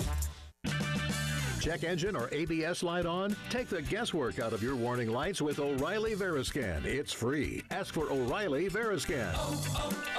O'Reilly Auto Parts. Kohl's has Mother's Day gifts that feel like a treat because moms deserve something nice. Preferably something that doesn't involve snack duty, carpool, or reminding anyone where their shoes are. Make her day extra special with 15% off all her favorites across the store at Kohl's and Kohls.com. It's just too bad you can't buy her the one thing she really wants, a nap. Select styles, 15% off ends May 17th. Some exclusions apply. See store or Kohls.com for details. Hallmark Cards presents Mother's Day at Walgreens. Celebrate every mother figure in your life with a Hallmark card at Walgreens. Show how much she means to you and how deeply she's loved. A Hallmark card is the perfect way to say thank you for all she does.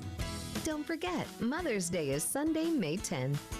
Visit Walgreens today to find the perfect Hallmark Mother's Day card and make her feel truly special. Mother's Day means Hallmark cards at Walgreens. Not loving your AT&T or T-Mobile bill? Yeah, we've been hearing that a lot. Good news. Bring your AT&T or T-Mobile bill to Verizon and we'll give you a better deal. So get away from that unfortunate phone bill and get to Verizon. Run, ride, canoe. Whatever it takes, we'll be here. Bring your AT&T or T-Mobile bill to a Verizon store today and we'll give you a better deal on the best network. A better deal. No surprises. That's Verizon. Best network based on root metrics, best overall mobile network performance, U.S. second half 2025. All rights reserved. It must provide a recent consumer mobile bill and the name of the person redeeming the deal. Additional terms, conditions, and restrictions apply. Hallmark Cards presents Mother's Day at Walgreens. Celebrate every mother figure in your life with a Hallmark card at Walgreens. Show how much she means to you and how deeply she's loved. A Hallmark card is the perfect way to say thank you for all she does. Don't forget, Mother's Day is Sunday, May 10th. Visit Walgreens today to find the perfect Hallmark Mother's Day card and make her feel truly special. Mother's Day means Hallmark cards at Walgreens.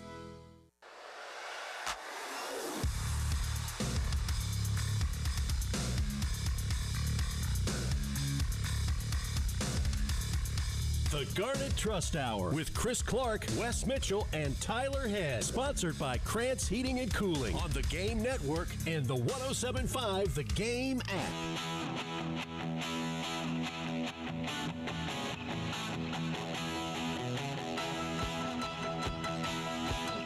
All right, welcome back in. It is the Garnet Trust Hour presented by Krantz Cooling, Heating, and Plumbing. Tyler Head, Wes Mitchell, and Jack Veltru wrapping up the hour here on your Thursday. Again, thank you so much to Jordon Gidron for coming in and hanging out with us there. Obviously excited to see what he's going to be able to do coming up in year number 2 here at South Carolina. Jack, were you satisfied with his allotment of movies there that you asked him about? Yeah, no, I thought it was pretty good. You know, I feel like a lot of the college athletes always bring up the Avengers movies, and he's not wrong. I mean, they are very good movies, but there's a lot of them out there. But Waterboy, I was not expecting that. That was a pretty good answer there, I thought. I mean, that's just a classic that I think any generation is supposed to enjoy. They play it enough on television. I feel like everybody comes across it at some point. Absolutely, but it was good, and I thought we all got a chance to ask some good questions there. Got some good insight on Gamecock football. Were you satisfied with it from that standpoint? Because I know that's something you and I talked about here. I was just curious if he was going to give us anything else. He talked about the offense being, more explosive than a year ago, which that wasn't a super high bar to clear, obviously. But, I think we're kind of in the same realm of what we've known about it to this point. But it's good to hear that he's excited about it.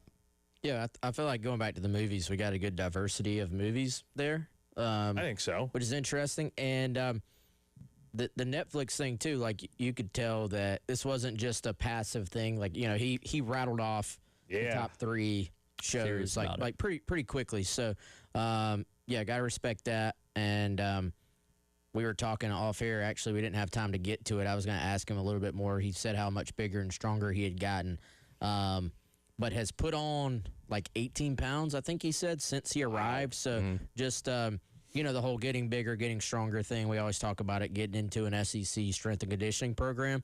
And, that's something where if you're coming in from high school, especially a year and a half early, which was the case for him, then, you're probably going to, if you work hard, you're going to be able to put on that strength and that size. And that was certainly the case for him. So I wasn't just blowing his head up because he was in here. Like I have heard, he had a good spring that, he looked like a guy who was maybe more comfortable than he was a year ago, making some more plays, and that obviously I think bodes well for his future at South Carolina. Well, as you mentioned, again, he came in a year early, reclassified, as we see a lot of guys do now. So he didn't turn 18 until about halfway through the season last year. So there's obviously getting an up-speed process of taking that jump. And as we talked about with him, that was a very busy wide receiver room last year where competing for playing time was obviously a challenge. He wasn't the only one that ended up redshirting. So, year number 2, obviously same wide receiver coach with Mike Furry, but a new set of eyes when it comes to the offensive coordinator that,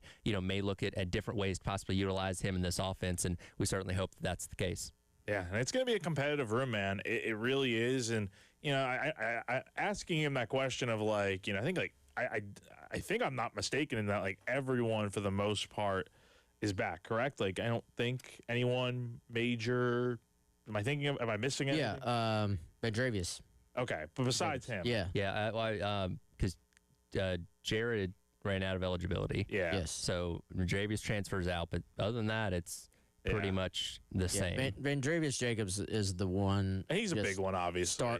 He started He started not all the games, I don't think, but he started several games. He was a good player. He made an impact, and he would be the one guy out of that room. But I think you look at basically Nitro Tuggle is kind of his replacement. If you look at the classes in terms of this is a guy that's played some, has had an impact at his prior stop at Purdue, and just you weren't saying, hey, a true freshman needs to come in and replace Bendravius's production. It's more, can somebody that's can somebody like Jordon step up and play more this year, or Nitro coming in and having a really good spring.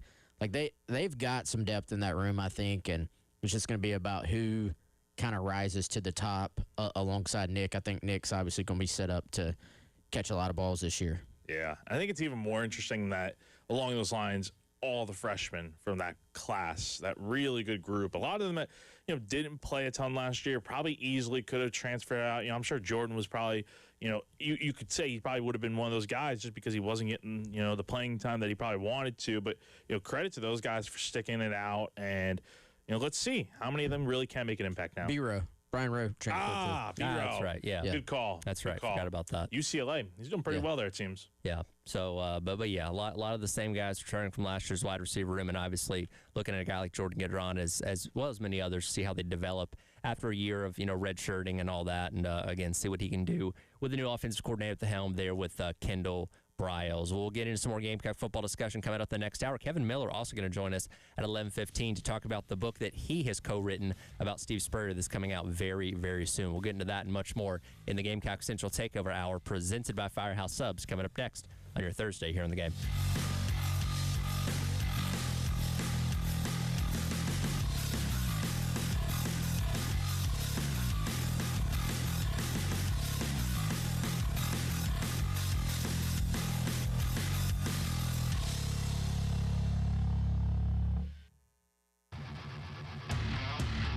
Broadcasting live from the Herndon Chevrolet studio. Herndon Chevrolet is your hometown dealer. Stop by today or shop online 24/7 at herndonchevy.com.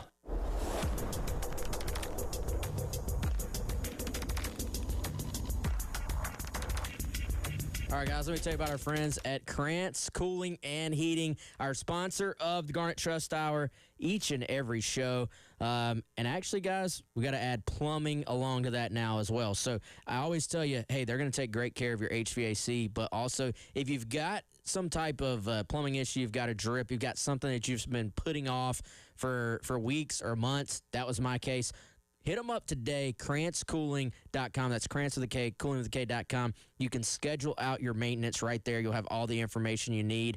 Also has the phone number on there. But let them come out and handle any and all of your plumbing needs. They've been in the Midlands as a family-owned and operated business for decades now, and now they're getting into the plumbing side of that as well. So all that great customer service that you've had there for years, also on the plumbing side. Hit them up right now, KrantzCooling.com. Krantz with a K, coolingwithak.com. Enrolls you in recurring automated marketing text messages. Consent not required to purchase. Message and data rates may apply. The team's looking good this season. I think so. Man, I miss playing football. Ever since I turned 40, I just can't find that fire I used to have. Think it could be lower testosterone? What do you mean? I was feeling the same way. After 40, the body has less testosterone, and men lose their edge. That's why I take Nugenix Total T2. That's the testosterone booster, right? Yes, but Total T2 is their brand new formula that skyrockets nitric oxide levels in as little as 3 hours. Since I started taking it, I've been lifting like when we played for Coach Carter. My energy is way up, and it even spiced up things between me and the missus. Are they still giving out complimentary bottles? Yep, just send a text. Text HIM to 215-215 for your complimentary bottle of Nugenix Total T2, the next generation testosterone booster. Text now and we'll include a bottle of Nugenix Thermo X, our newest, most powerful fat burner ever, absolutely free. Text HIM to 215-215. That's HIM to 215-215. These statements have not been evaluated by the FDA. This product is not intended to diagnose, treat, cure, or prevent any disease. Paid for by Adaptive Health.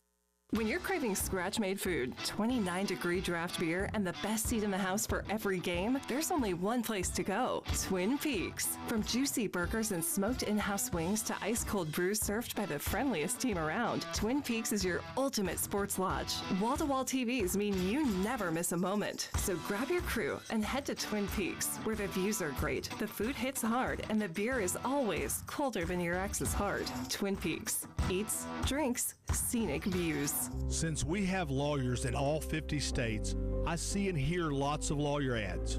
It seems that most are bragging on what they got their clients. But be careful. If you heard that someone sold their car for $500,000, you would be impressed. But if you later learned that it was a rare $10 million Ferrari, would you say that person got screwed? And that's before you even know if it's true. Who is fact-checking? And how much went to medical bills and lawyers' fees? If you want to get an idea what your case may be really worth, visit forthepeople.com and go to settlements and verdicts. You will see what a law firm like ours is capable of. And fact-check for yourself. All that glitters is not gold. We became America's largest injury firm for a reason. We won big, a lot. At Morgan & Morgan, we represent consumers. Morgan & Morgan, forthepeople.com. Injured? Dial Pound Law or visit forthepeople.com for an office near you. This Mother's Day, don't just hand Mom a card, give her something special, something that lasts, something that says, I love you, I appreciate you, I'm grateful for everything you've done. At Traditions, they've got pearls, gold, colored gemstone jewelry, and diamonds, all at the best prices around, starting at just $29. Visit Traditions and make this Mother's Day one she'll never forget. Traditions Fine Jewelers on Sunset in Lexington and by the fountain at Sand Hills. Your home for the Gamecocks. 107.5 The Game. WNKT Eastover, Columbia. A Cumulus media station. He throws it down. The Gamecock Central Takeover Hour with Tyler Head and Chris Clark and Wes Mitchell from Gamecock Central. Call or text 803-404-6100 on the Game Network.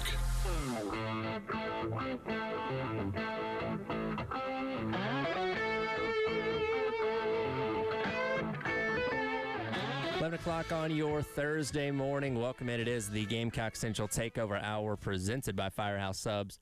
Tyler West and Chris, along with you here on The Game. As I mentioned there at the end of the last hour, we're going to be talking with Kevin Miller coming up here in about 15 minutes about the book that he co-authored about Steve Spurrier that's coming out very soon. Excited to talk to him about that. We'll talk some Spurrier stuff as the hour goes along. Unfortunately, guys, do have some sadder news to talk about that obviously has been making its rounds across the Gamecock socials in the past day or so, that being in reference to, of course, Steven Garcia, the former quarterback of South Carolina, who announced yesterday he has been diagnosed with stage 4 colorectal cancer. Again, a lot of outpouring of support and prayers and all that kind of stuff. There's a GoFundMe that he started that you can find on our Twitter page, as well as plenty of other places. As again, just sucks to hear about a guy, not even 40 years old, going through that, and we're obviously wishing and praying for the best for him.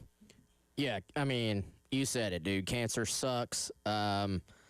Really just hate it for Steven, a guy who has, just brought so much joy to Gamecock fans out there. And, if there has been one thing about this that, I think was just pretty wholesome, is seeing how many people have just reached out to Steven, and whether that's via financial donations or just, positive vibes and telling them they're thinking about him, praying for him, all that. It's just been really cool to see South Carolina fans support one of their own. But, yeah, obviously, man, just stinks. This is something I feel like you, at his age, wouldn't really even know you would need to go get checked for. So, just sucks all the way around, man. And, we're all thinking of Steven, and he's always been a warrior. And, I'm sure he's going to attack this thing just like he has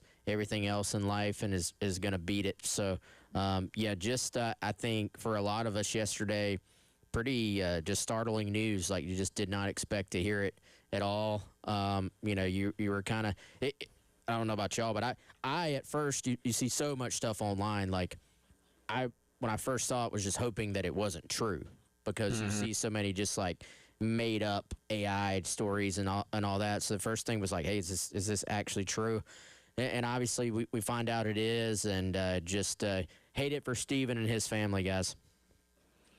Yeah, I hate it too, man. And the cool, there's two.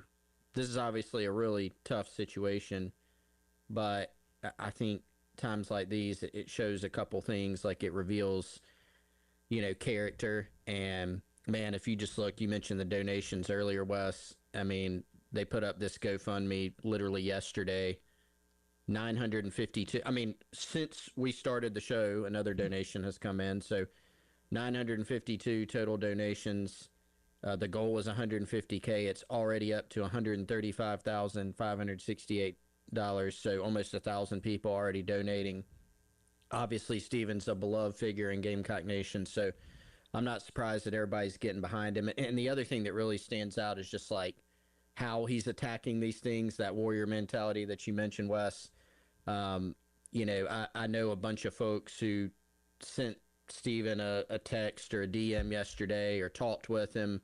I traded a text with him yesterday just to let him know that, thinking about him, praying for him, praying for all the best. And, he hit me back, and his attitude's just been amazing. Better than mine would be, on something like this. And so he's definitely attacking it, keeping a very positive outlook, which I think is just so crucial, in something like this, and I think it's going to help him throughout. So hated to hear that, but everybody's definitely behind him and continuing to think about him. And I've refreshed that GoFundMe page. It's actually up to 138,500 now. So there you go. Donations continue to roll in. Again, we've got links on our Twitter page, and you guys got stuff on Gamecock Central as well. If you go to GoFundMe, you can search Steven Garcia's fight, beating stage 4 cancer, if you want to find it that way as well. And again, outpouring support yesterday from the entire Gamecock community, media, fans, all that kind of stuff. And again, this is a community very much tightly knit around his football program, especially for somebody that was as important to it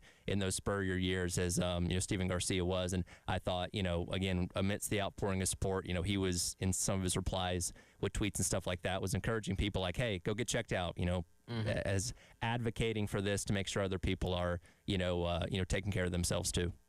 Yeah, because, I mean, I actually was reading up on this a little bit, just the background and the guidance, and unless you have some markers that say hey you should get checked earlier. Hopefully I'm not speaking out of turn. I'm not a doctor, obviously, but the guidance really does not tell you, hey, go get checked for this. Steven's probably 37, give or take. 38. 38. Okay. Yeah.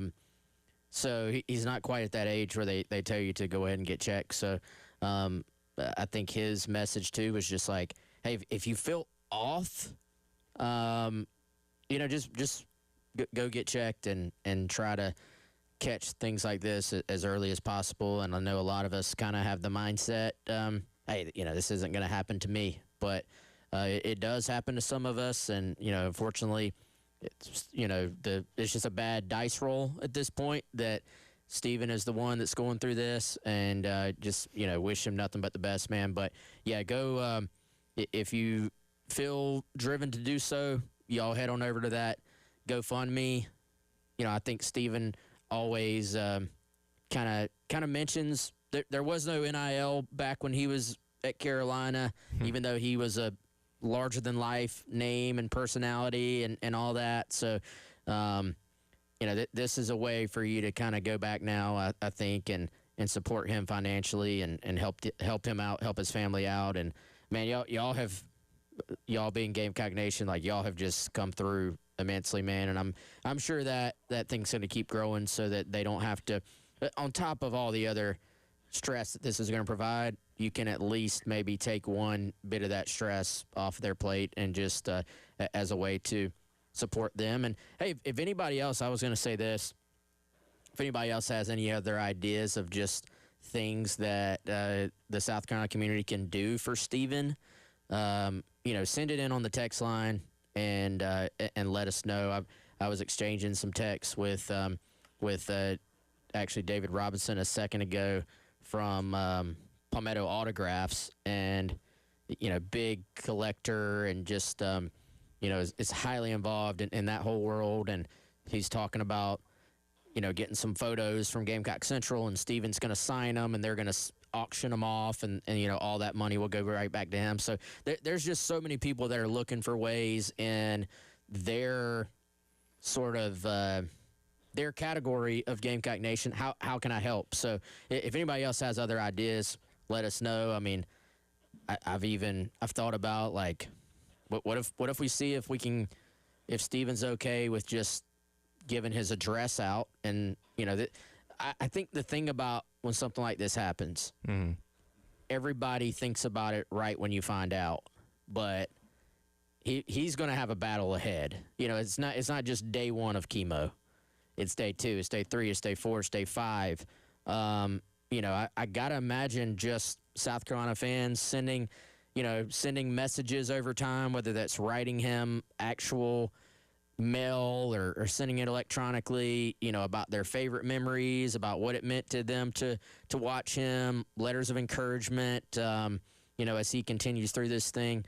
I got to imagine that could maybe go a long way from a mental standpoint.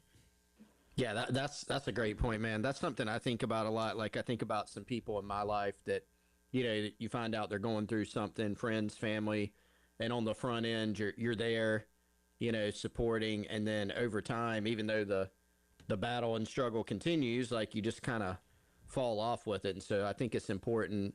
Obviously, everything that's being done right now is amazing, right? Like, the awareness, the donations, sending the thoughts and prayers to Steven, all that good stuff. But, like, let's keep it going, and make sure that he feels supported, because that's something that everybody talks about a lot in sports in general. But I mean, here at South Carolina, it's a tight-knit community for sure. Shane Beamer talked about it last night, certainly gave his thoughts and well wishes to Steven Garcia as well. But we always talk about how when people come back to South Carolina, love when athletes come back. We want them to feel, welcome and at home and like they're still part of the thing. And anytime Steven's come back, that's absolutely been the case. He's such a beloved guy here, but let's make sure it doesn't fall off and make sure that he, feels that throughout this thing, because it's, like you said, Wes, it's going to be a road. Hopefully a road that he continues to progress down positively, but everybody needs to continue to send those well wishes and support and financial support and everything that they can his way as he goes through it. Yeah, no doubt. Again, they have a goal of $150,000 there on the GoFundMe, and they're getting very close to that already, and it's only been about 24 hours or so since that got put up. So, again, anything you can do to help out with that would certainly go a long way. And, of course, Stephen Garcia was one of the faces of the Steve Spurrier era here at South Carolina. Kevin Miller of Gamecock Central has a book coming out very soon that he co-authored all about Steve Spurrier and his time here in Columbia. We'll talk to him about that coming up next as the Gamecock Central Takeover Hour, presented by Firehouse Subs, rolls along on your Thursday here on The Game. Wow, what a play! The Game Network. Columbia, Charleston, Florence, and Myrtle Beach. South Carolina men's head basketball coach Lamont Paris is coming back next year, and Coach Paris has to fill out his roster, so the transfer portal will be vital to success in 2026-27. All this isn't about just NIL. I think there are a lot of components to putting a team together. How do pieces fit together? What does a player play? The fashion and style of ball that you would like roles are important. And the Game will dig into every player. Even what they ate in elementary school. On your home of everything Gamecocks. 107.5 The Game and The Game Network. Broadcasting live from the Herndon Chevrolet studio. Herndon Chevrolet is your hometown dealer. Stop by today or shop online 24/7 at herndonchevy.com. Download to see if you qualify. Not all customers will qualify. Transfer fees may apply. No Albert subscription required. Albert is not a bank. Albert Instant Loans are issued by FinWise Bank, member FDIC. Not an actual client. Terms apply. Kylie, what's wrong? I just got hit with a car repair bill. I'm behind on rent, and I feel like I can never save any money. Have you tried the Albert app? Albert is your financial assistant, helping you find ways to save and create custom budgets to actually grow your money. Plus, you can get up to $10,000 for big expenses, or advance up to $1,000 fast when you need cash right away. Albert can get me up to $10,000? Exactly. Albert spots you in a pinch and helps you grow your money in the long run. I'm downloading Albert right now. Download the Albert app and use promo code TRACK to borrow up to $10,000 for whatever you need. The Albert app helps you budget better and save more money, so you reach your financial goals faster. Download the Albert app right now and use promo code TRACK to borrow up to $10,000. Use code TRACK to borrow up to $10,000. Elijah Campbell here from 107.5 The Game, and spring cleaning is in full swing. And if you're hosting graduation parties or family get-togethers, Zerorez can help you get your home ready. Get carpets cleaned for just $35 per room and stairs for only $35, 50% off the standard price, plus take $50 off air duct cleaning, all by mentioning 107.5 The Game. No soap, no residue, no harsh chemicals, just a deeper clean that lasts longer. Appointments are filling fast. Visit ZerorezColumbia.com to book today. Hey guys, it's Jay Phillips from AAA Heating and Air. You know, every homeowner's dream is a house that cleans itself, right? Well, we might not be able to do that, but what if you could clean your air without lifting a finger, even when you're sleeping? AAA Heating and Air offers indoor air quality products that do just that. These products work with your HVAC system to improve your home's air quality. Cleaning the air eliminates common household odors, removes allergens and pollutants, and can even improve sleep and reduce the spread of some viruses. And remember, at AAA Heating and Air, home comfort is their top priority. Call today to schedule a seasonal maintenance appointment. Let AAA Heating and Air's qualified technicians put your mind at ease with a thorough inspection and cleaning of your heating and cooling system. Join their popular AAA Comfort Club to take advantage of extras like flexible visits, added discounts, and priority scheduling. Let AAA Heating and Air take your comfort to the next level. Call 803-677-1500 and schedule today. AAA Air when you need us. AAA Heating and Air. For appliances with Reliances, that's Jeffers McGill. Come see the entire line of Whirlpool appliances at 1421 Atlas Road. Whirlpool offers bigger, better, and more efficient appliances, and Jeffers McGill offers the best in customer service and low prices. Jeffers McGill and Whirlpool, your home team. For appliances with Reliances, that's Jeffers McGill. Texting enrolls you in recurring automated marketing text messages. Consent not required to purchase. Message and data rates may apply. The team's looking good this season. I think so. Man, I miss playing football. Ever since I turned 40, I just can't find that fire I used to have. Think it could be lower testosterone? What do you mean? I was feeling the same way. After 40, the body has less testosterone, and men lose their edge. That's why I take Nugenix Total T2. That's the testosterone booster, right? Yes, but Total T2 is their brand new formula that skyrockets nitric oxide levels in as little as 3 hours. Since I started taking it, I've been lifting like when we played for Coach Carter. My energy is way up, and it even spiced up things between me and the missus. Are they still giving out complimentary bottles? Yep, just send a text. Text HIM to 215-215 for your complimentary bottle of Nugenix Total T2, the next generation testosterone booster. Text now and we'll include a bottle of Nugenix Thermo X, our newest, most powerful fat burner ever, absolutely free. Text HIM to 215-215. That's HIM to 215-215. These statements have not been evaluated by the FDA. This product is not intended to diagnose, treat, cure, or prevent any disease. Paid for by Adaptive Health. The Gamecock Central Takeover Hour with Tyler Head, along with Chris Clark and Wes Mitchell from Gamecock Central. Sponsored by Firehouse Subs. Call or text 803-404-6100 on the Game Network and on the 107.5 The Game app. Welcome back in. It is the Gamecock Central Takeover Hour presented by Firehouse Subs. Tyler, Wes, and Chris along with you here on your Thursday on the Game. Know the date, August 18th. That is the day that the book, The Spurrier Effect, How One Coach Transformed Gamecock Football, will be dropping. It was written by our guy Kevin Miller from Gamecock Central, co-authored by Brent Sylvia as well as USC Press. And our guy Kevin Miller joining us now on the AAA Heating and Air phone lines to discuss this book release coming up. Kevin, appreciate the time as always, man. How we doing today? Doing all right, Tyler. Thanks for having me on. Looking forward to talking a little bit about our experience with Coach in this book. We're really, really excited to share this with everybody. I read the expert you had on it yesterday on Gamecock Central. It sounds really good. Can't wait to read the entire thing. Kind of take us back to the beginning of this whole process. How did this come about? How did you get linked up with Brent Sylvia, and how did this all come to be? Yeah, so Brent and I have been friends for, 15, 16 years at this point, and he texted me one day. He'd been having thoughts. He's like, you know what? We should write a book. And I said, no. I said, that's not going to happen. And he goes, no, we should write a book about Steve Spurrier's time in Columbia. We should do it. And so to kind of get him to stop talking about it, I told him, sure, that'd be fine, thinking it would never happen. But then Brent, who is very bold in the way that he goes about things, emailed Coach Spurrier's office at Florida because he's still an ambassador at the university. And a little while later, he got a response, and Coach was very interested in us telling his story. And so I jumped on board very quickly. My mindset changed, and we got to work. So that was about 2 years ago. So this has been a pretty long process, and we're glad to be able to share it with everybody soon. Yeah, I think, Kev, that's the perfect example of, like, hey, you can just do things. You know what I mean? Like, you literally, like, we all Sure. often, like, get in our bubble of day-to-day and everything else going on in the world, and Brent's just like, no, I'm just going to do this, and I'm just going to reach out, and who knows what's going to happen.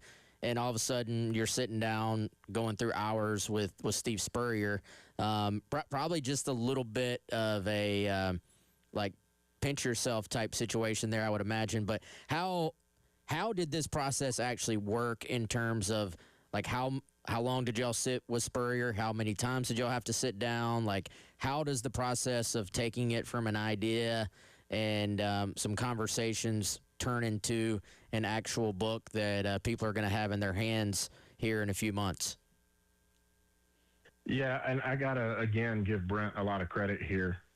With his initial outreach to Coach, they hit it off quickly. In fact, the first actual correspondence, other than with his office email, was a phone call that didn't expect was coming. And this is above my pay grade, but apparently when Steve Spurrier calls people, it says S. Spurrier is calling. It doesn't just have the phone number.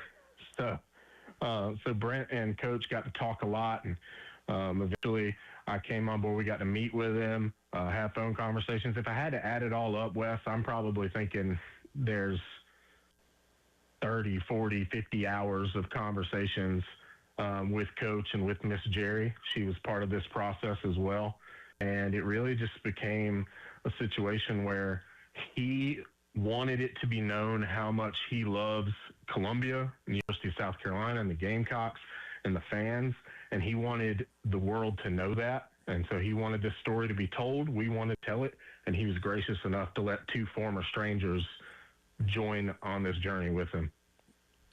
Talking to Kevin Miller of GamecockCentral.com about his new book, co-written with Brent Sylvia, The Spurrier Effect: How One Coach Transformed Gamecock Football. Here on the game, first of all, Kev, let me give a shout out for people who want to pre-order this book. You can do so through Amazon or USC Press. So make sure you do that so you can check out this book once it's released.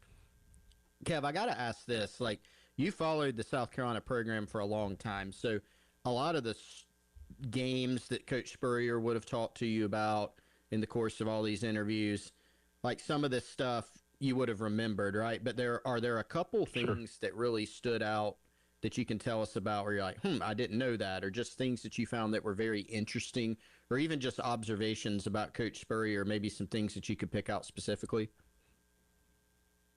Yeah, one of the football related things that I had no clue about is, often people attribute the first Spurrier era commitment to Bobby Wallace, an in-state running back, kind of speed first guy. And a lot of people say, well, Bobby was the first commitment to the Gamecocks of the Spurrier era. And Coach actually kind of disputes that a little bit.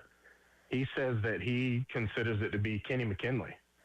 And the reason he says that is because Kenny, who was, a school quarterback who was probably going to convert to wide receiver and eventually did and had a great career in Columbia, he told Coach one day that, hey, I committed before you were hired because I had heard that you were coming and I wanted to play for you.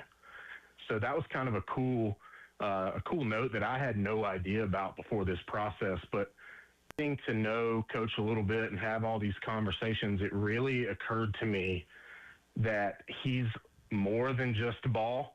He's often associated with being kind of all about ball all the time. And in certain contexts, that's true. But Coach is more than that. He genuinely cares about people. He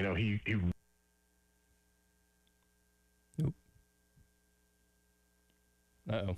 Hold on. Man, I lost Kevin there. Give me just a second. We still got you, Kev? Still there, Kev? Hold on. I'll get him back on. 1 second. All right, Tyler's got to make some phone calls. So Chris and I will just chop it up until he gets him back. But Chris, did you know that HBC considers Kenny McKinley his first commitment? That was I got to imagine, man. There's going to be quite a few little, what would you call them, like revelations there. We're like nuggets. Little nuggets. That one was definitely new to me. Well, man, I mean, the late Kenny McKinley, he was so good, and he was so good in that early era. Like, think about him, high school quarterback, converting to receiver. Just look at him and say, we think this guy could be a really good receiver. Kenny bought into it fully and then ended up being just an absolute dude, for South Carolina during his career. I mean, watching him play, he had some huge moments early. So, and I think, man, Spurrier's he's one of the more fascinating personalities. Some people would argue the most fascinating personality that we've had, like, in college football, in college athletics. I mean, I think even historically, like, if you just count, like, whatever you want to count, history, politics, like, he's just such a unique individual. Even for people who aren't big, like, sports fans, a lot of them have heard about Steve Spurrier and, know just what a unique type of character and person he is and recognize the impact that he had on the sport. I just unlocked a Kenny McKinley memory. Core memory? Yeah, just, one of those things. I feel like, obviously, we always talk about how professionalized college athletics are now. That really, there were some aspects of that, obviously, where it was a business, but I just felt like it was more wholesome back then. And I just had this memory of being at the Russell House. And I was in school not the exact same years, but it overlapped with Kenny McKinley. And so I remember being at the Russell House, and we're in there, and Chris, was it called the GIMP, the GMP? Or am I making that up? 100%. Grand Marketplace. Okay, all right. Is that still a thing? I don't think that's a thing anymore. But so we're in there, and those of you who were kind of in the same era, like, you had all these different stations, and one of them was the did you ever get a patty melt from the like flat top station? Did I get a patty melt? Okay. Oh, all yeah. right. Oh, yeah. And I just remember being in there, and I was getting a patty melt or something, and apparently Kenny was a frequent customer here, and the guy back there on the flat top was just like, and it was right after South Carolina had played Arkansas at Arkansas, and they won the game, and the guy doing the patty melt while still back there flipping them sees Kenny's in line, and he's just like, Kenny, my guy. He's like, I told you were getting one this week. I told you were getting one this week. And you know how Kenny McKinley just had that smile that would just light up a room. And Kenny was just grinning from ear to ear, like pointing at the guy, because that was like the Monday after his first career touchdown, I'm pretty sure, was the game winner at Arkansas. And so I was just sitting there in the very middle of this kind of just wholesome, the guys doing making Kenny's patty melt and just like hyping him up right there in the middle of the GIMP. So I got Kevin back on. We're going to take a break so we can continue this conversation. Don't have to cut it short. So Kevin Miller will join us back on the other side as the Gamecock Central Takeover Hour presented by Firehouse Subs rolls along on your Thursday on the game. All my sports. The Game Network. 107.5 The Game in Columbia. 96.9 The Game in Charleston. 100.3 The Game in Myrtle Beach. And 100.5 The Game in Florence. Are you struggling for a Mother's Day gift? We at The Game are here to help. Listen all day Thursday for your chance to win. Here are some of our prizes. Columbia Fireflies Family 4-Pack for 9 weeks. Eudora Wildlife Safari Park. O'Hara's $50 gift certificate. Nothing Bunt Cake, $50 gift certificate. Handel's Homemade Ice Cream. Forest Drive, $50 gift certificate. Atlanta Evergreen Lakeside Resort. 2-night stay in Stone Mountain, Georgia. Be listening all day Thursday for your chance to win from The Game. All right, guys, let me tell you about our friends over here at Integrated Media, 803-948-8327 or integratedmediainc.com. Still your home, just smarter. If you want to upgrade all the technology in your home, whether that's TV, surround sound, putting your thermostat on a tablet as well, and then also upgrading that peace of mind with your home security system and then just integrating it all into one tablet. They can do that for you, or they can do all that, or they can do any individual aspect of that you just heard that maybe is of interest to you. For me, it was a little bit more logistics of making sure that my home office internet ran correctly and quickly. We ran Ethernet throughout the home. For you, it may be something a little bit more fun, like going all in on that home theater system, or maybe upgrading the man cave. IntegratedMediaInc.com is the website where you get more information on all those things. Check it out right now. 2026 Gamecock football season will be here before you know it, which means it's never too early to secure your season tickets. From the roar of the crowd, to towels waving to Sandstorm, to the flashing lights after a Carolina touchdown, there's only one place to catch a game, and that's at Williams-Brice Stadium.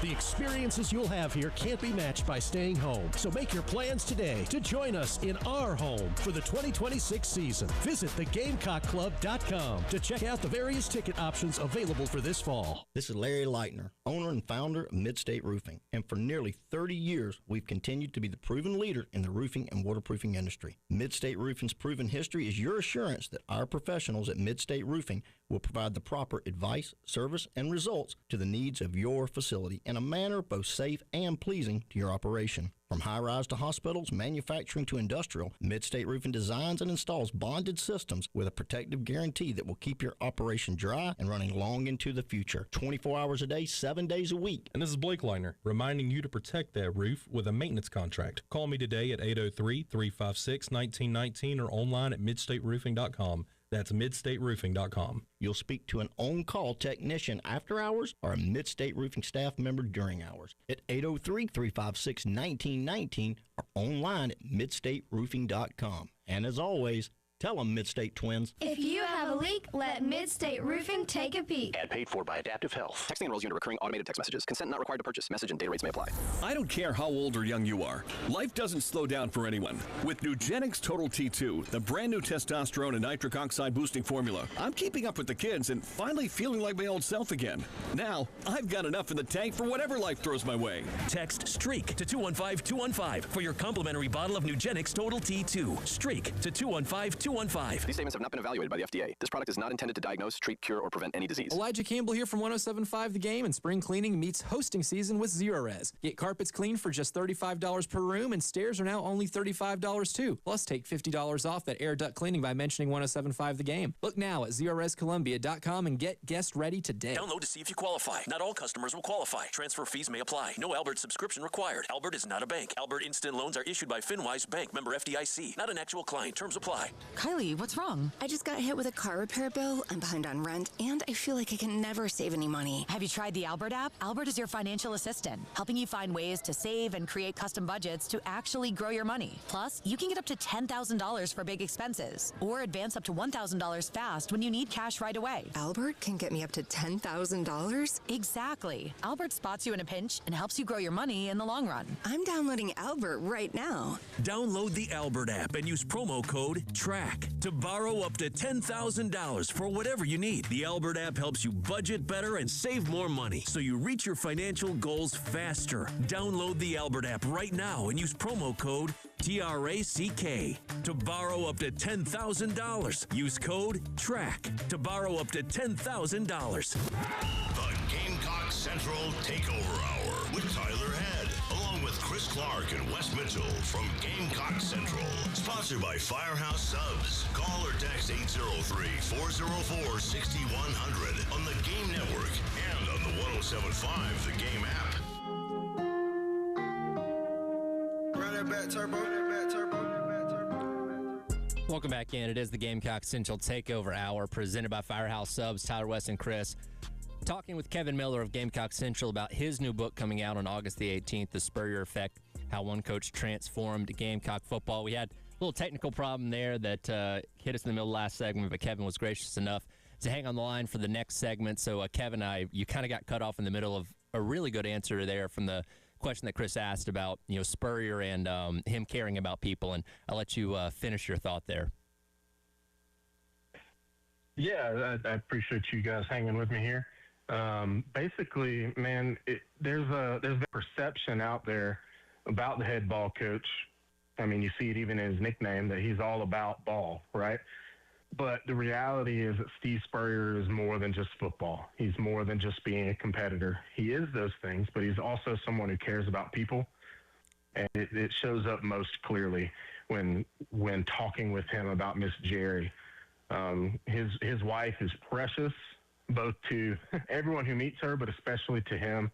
And, I mean, there was almost a demand from the onset of this project that, hey, Jerry's going to have her own chapter in this book. And he refers to her as my head ball coach. So there's a chapter entitled Jerry Spurrier, Head Ball Coach. And, I mean, he just would go on and on talking about how much he loved his wife. And, frankly, in this world of, macho college athletics and stuff, there's probably not enough of that these days. And it's really cool to see him be very proud of her and her impact on the program. He is very excited that the university, when they built the indoor practice facility, put her name on the facility and put it on there first, even before his. So that was just a really cool thing to see. And just talking about his former players and stuff, too, you can really see that even though he didn't always express it in a way that made it obvious to those on the outside, he truly did care about those who were in the building. Yeah, Kev, I'm glad to hear that Jerry has her own chapter, because you always kind of hear things like, basically there is no head ball coach. Like, there is no Steve Spurrier in terms of the success he had without Jerry Spurrier alongside him. every step of the way. Like I've heard that repeated so many times that I got to imagine it has to be true. Can you speak to that a little bit? And also, can you just speak to Spurrier's memory? I always hear that it is insane, the stuff that he will pull up from 50 years ago just out of his brain, out of nowhere. So maybe a little more on Coach Jerry Spurrier and just the can't forget anything memory of Steve Spurrier. Sure. Yeah, on Miss Jerry, there's a few stories in the book, even outside of her own chapter, in which you get to see a little bit of that. She was one who was constantly around. She was at almost every practice, and she didn't miss a game. Get this, the entire time that Steve Spurrier was a head football coach, whether we're talking about Duke, Florida, South Carolina, or we're talking about the Tampa Bay Bandits or the Orlando Apollos, she didn't miss a single game.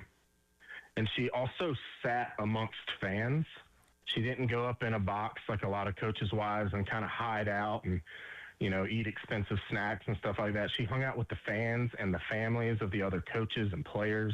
And that was very intentional on her part because she wanted them to understand how she felt about them. She loved them.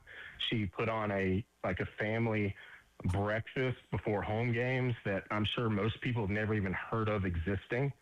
She even once got busted for a recruiting violation. Have you ever heard this story? I don't. I haven't. Is this about cookies or cakes or? No, it wasn't about the cookies this time. But she, and I say it tongue in cheek, it wasn't really a recruiting violation except through the NCAA's infinite wisdom. But she would write nice handwritten notes to players when they were signing, but it was before they actually enrolled at the school, and so the NCAA said it was a violation. And obviously, South Carolina didn't get in any real trouble for it, but it's a testament to who Jerry Spurrier was as a person, and also a testament to, we'll just say, the brilliance of the NCAA. But as for Coach Spurrier and his memory, I mean, it's impressive, man. I mean, he's over 80 years old now. And in one of our conversations, I vividly remember him discussing a game when he was at Florida, and he was talking about Danny Werfel leading them down for a late game drive.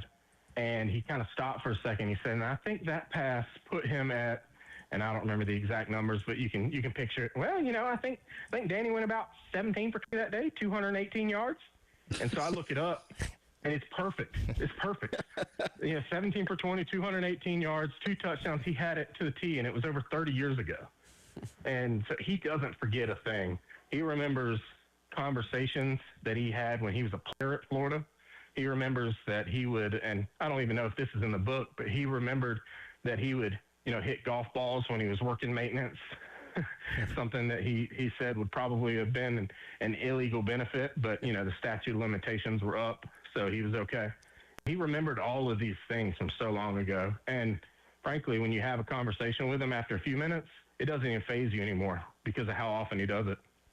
For one, really good Spurrier impression there. That sounded almost like him on the phone there. And two, you mentioned the 40, 50 or so odd hours that you're talking with him, gathering all this information. Is it you're asking him questions, or you just like prompt him saying, "Hey, 1996 at Florida, go," and then he talks for an hour? There's a little bit of both, If you get him started on something that he wants to talk about, he'll keep going. There was one time when Brent and I were with him, and he just started talking about quarters defense. And so he grabbed a piece of paper and started drawing up ways that he liked to beat quarters defense. And he did that for like 15 minutes before we got back on track. It had nothing to do with what we were talking about, but it was so cool to see, the head ball coach kind of in action, and we got to witness a lot of that. We would ask him questions and he would answer them. Sometimes the answer might be followed with, well, you don't have to put that one in the book. Don't put that one there. So, not every story gets to make it, but there were plenty of times where he was extremely gracious to give us good answers, and so many more that we just kind of pointed him in a direction and watched him go. And thank goodness for the ability to record on iPhones, right? So we got to keep all this and get to go back and listen to it again. And I mean, it was just a really cool experience to get to listen to him talk about both his memories and about ball. Last few minutes here with Kevin Miller, GamecockCentral.com, about his new book on Steve Spurrier. Kev, did you get a sense from him, or not even a sense, an answer of what were Coach Spurrier's favorite moments or moment here in Columbia? I know he's referenced in the past winning the SEC East in 2010, getting to the SEC title game. Was that the one? Were there any others that you picked up?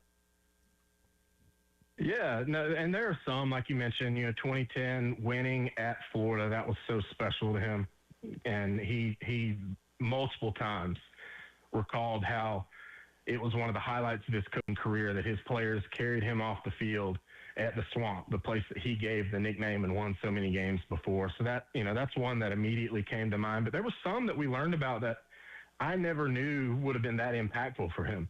For example, he kind of had a little bit of a bugaboo with Mississippi State when he was at Florida. They didn't beat the Bulldogs as much as they would have liked. And when he started beating them with consistency at South Carolina, because they used to play a lot more, that was something that meant a lot to him. And I never would have known that until having these conversations with him. And the Capital One Bowl after the 2011 season, beating Nebraska was huge for him. For those who might not be old enough to remember, Nebraska beat Florida in the national title game in the 90s, in 1995, and they kind of blew the Gators out. And so the fan base from the Cornhuskers were giving him a hard time in the lead up to the Capital One Bowl. And so Spurrier was giving it back to him once the Gamecocks started to pull away in that one. So there were some memories like that they're included in the book now, but we would have never known about them before this. It was pretty cool. Kev, I know this probably doesn't maybe translate to a book, but you mentioned a little bit earlier. Did he go much into like scheme talk with you guys? Like did he ever? I don't know. Just the fact that you're talking about one of the greatest play callers of all time and just an innovator on offense, like that stuff maybe doesn't appeal to the average fan as much. But for me, like nerding out, like I would have been like tempted to be like, hey, talk to us about how you attacked cover 3 back in the day. Like, did he ever start to tell off into that stuff and the play calling, like his process, or that really wasn't the focus you guys had with him? I wouldn't say it was a focus, but we did get there for sure a few times. He in particular brought up how against North Carolina in 2013, how their opening touchdown, which was a deep post to, I believe it was Demir Bird, like how that was a scheme thing. Like they called that, they knew what they wanted, and it was based on the defense that they were expecting. And that was cool. He talked about also in 2013, the miracle at Missouri, the Connor Shaw comeback, and how they threw so many screens to Mike Davis. And he's like, well, they couldn't stop it. So we just kept running it. And it was the same play, just out of different looks. And Spurrier's big on, and I know you know this, but Spurrier's big on, like, if they can't beat what you're doing, just keep doing it. Don't change it.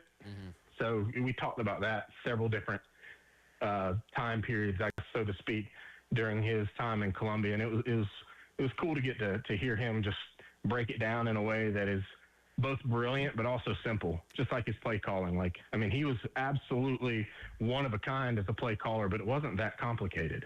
And so getting to hear him talk about it was pretty cool. Kevin, appreciate you joining us. Real quick before we let you go, again, remind people where they can pre-order this book for the August 18th release. Yep, so it is available now on uscpress.com. It's the Spurrier Effect, and you can find it on Amazon. And there are even some independent bookstores that have it available online as well. And once we get to August, it'll be available in store or even directly for purchase from me or Brent if you happen to see us out in the wild. So excited to share this with you guys, and I appreciate y'all having me on. Well, we look forward to reading it. Thanks for joining us, man.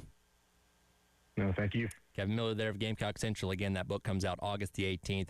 You can pre-order it, as said, on Amazon or uscpress.com. We'll come back. We'll wrap up the hour. Gamecock Central Takeover Hour presented by Firehouse Subs on your Thursday here on The Game. Wow, what a play. The Game Network. Columbia, Charleston, Florence, and Myrtle Beach. Hey, this is Tyler Head from 107.5 The Game and the Game Network. If you run a diner, bakery, coffee shop, burger joint, pizza spot, or that hidden gem everybody should know about, how would you like to get the word out about your business without spending a dime? Well, we got you. All you have to do is text your name, your business, and your phone number to 803-404-6100, and we'll be in touch. There is no catch. Times are tough, and we're here just trying to help you get folks in the door of your business. This is a Westwood One Sports Minute. This Odyssey Sports Minute is sponsored by AutoZone. Get in the zone. AutoZone.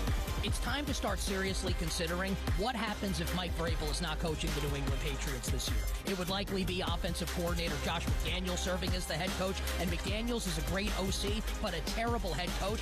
I think the Patriots would miss the playoffs if he is the coach. I am Nick Costos.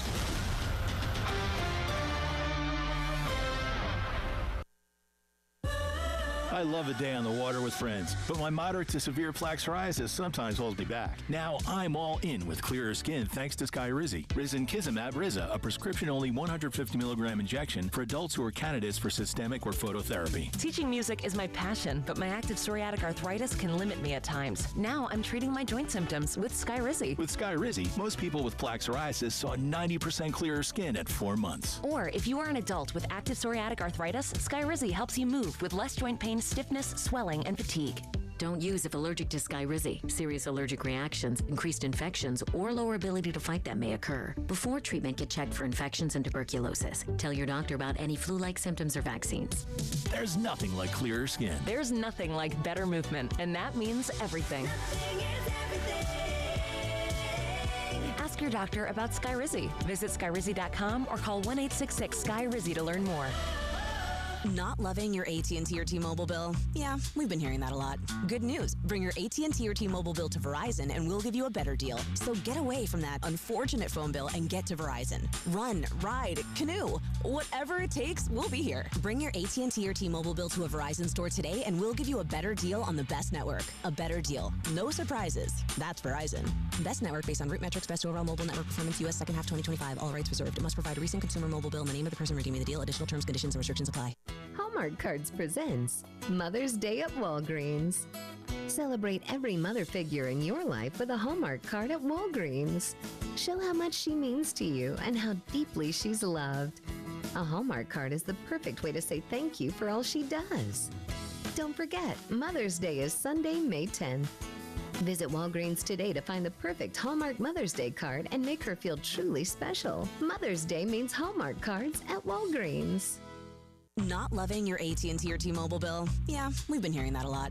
Good news. Bring your AT&T or T-Mobile bill to Verizon and we'll give you a better deal. So get away from that unfortunate phone bill and get to Verizon. Run, ride, canoe. Whatever it takes, we'll be here. Bring your AT&T or T-Mobile bill to a Verizon store today and we'll give you a better deal on the best network. A better deal. No surprises. That's Verizon. Best network based on root metrics, best overall mobile network performance, U.S. second half 2025. All rights reserved. It must provide a recent consumer mobile bill in the name of the person redeeming the deal. Additional terms, conditions, and restrictions apply. Hallmark Cards presents Mother's Day at Walgreens. Celebrate every mother figure in your life with a Hallmark card at Walgreens. Show how much she means to you and how deeply she's loved. A Hallmark card is the perfect way to say thank you for all she does. Don't forget, Mother's Day is Sunday, May 10th. Visit Walgreens today to find the perfect Hallmark Mother's Day card and make her feel truly special. Mother's Day means Hallmark cards at Walgreens. The Gamecock Central Takeover Hour with Tyler Head, along with Chris Clark and Wes Mitchell from Gamecock Central. Sponsored by Firehouse Subs. Call or text 803-404-6100 on the Game Network and on the 107.5 The Game app. All right, welcome back in. It is the Gamecock Central Takeover Hour presented by Firehouse Subs. Tyler, Wes, and Chris wrapping up the hour here on your Thursday on the game. Before we get back into the Spurrier conversation, Mother's Day Sunday, as you just heard in that last break there. And if you have forgotten to get a gift for the mother in your life, don't worry, we got you covered. It's time for the second installment of the Oh Bleep, I've Forgotten a Mother's Day Gift contest giveaway. This prize for this hour is a $50 gift card to Nothing Bundt Cakes. Now, here's how it works. Like the giveaway we did earlier, it's on the text line at 803-404-6100. Today's topic is sitcom moms. And the question is, first person to text this in correctly will win the $50 gift card to Nothing But Cakes. The question is, what was the name of Patricia Richardson's character on Home Improvement back in the 90s? First person to text in the correct answer to 803-404-6100 wins that Nothing But Cake $50 gift certificate for the mother in your life this upcoming weekend, and I will reach out to you if you win to get some more information. So again, 803-404-6100. What was the name of Patricia Richardson's character on Home Improvement back in the 1990s? So again, go ahead and text away. We'll get to a winner coming up here in just a second. Do y'all know it? What's that? Did y'all know it? I know it. Okay. That's easy. Were y'all big Home Improvement fans? Absolutely. Yeah, I was going to say, I'd say fairly big, yeah. I think I've watched the entire series 2 or 3 times now. Oh, wow. Because it was okay. When I was a kid, it was on like Nick at Night, right? Like at 9 o'clock when they'd stop showing cartoons. You know, for like the next hour, it was Home Improvement or the George Lopez Show or a Full House, Family Matters, all that kind of stuff. So yeah, I'm a big fan. Just reminding us how young you are again, Tyler. I know, not 30 yet, not there, almost, just about. 1 month. Must be nice. I don't know. You guys tell me. What are 30s like? It's good. It's it was fun. so long ago. It's fun. It's good. Yes. Anyways, again, text in 803-404-6100. Only a few minutes left here. Again, appreciate Kevin rolling with us through the technical problems there. But I can't wait to read this book because, again, stuff that you talked about there, it's going to be great. Tons of detail there from Spurrier in terms of telling stories. And I can imagine you could probably write a separate book about all the things that didn't make it into the first one because of just how many stories he can tell, and 2, how sharp he still is and all the details of things throughout his entire career. And that should be a good one. I'm looking forward to reading that. Yeah, I'm sure knowing Spurrier, there were maybe a few things where he, I think Kev kind of alluded to it, maybe said it and was like, maybe not. Maybe we don't put that in there. Like he's never really been much of one for a filter. So, with a book, you probably want to give people that balance of like telling them some stuff they've never heard, but not just completely throwing people under the bus sometimes. So, yeah, I'm fascinated to see what little things we learn. And people, here's the thing. People do. This is why I think having people on podcasts 10 years later is kind of popular now, and stuff like this is popular. People just speak a little bit more openly about things into the future than they do like when it's actually happening. So I think I'm sure there are some stories that we're going to get that we have not gotten before. Well, and I think, I've never written a book, obviously, guys, but Wes, you've probably run into this. If you're trying to write something on events that happened a little while back and you talk to people and I'm not really sure. It might have been this, it might have been that, because like some time has passed, or even if somebody tells you something, you're like, you might get a couple different versions of it.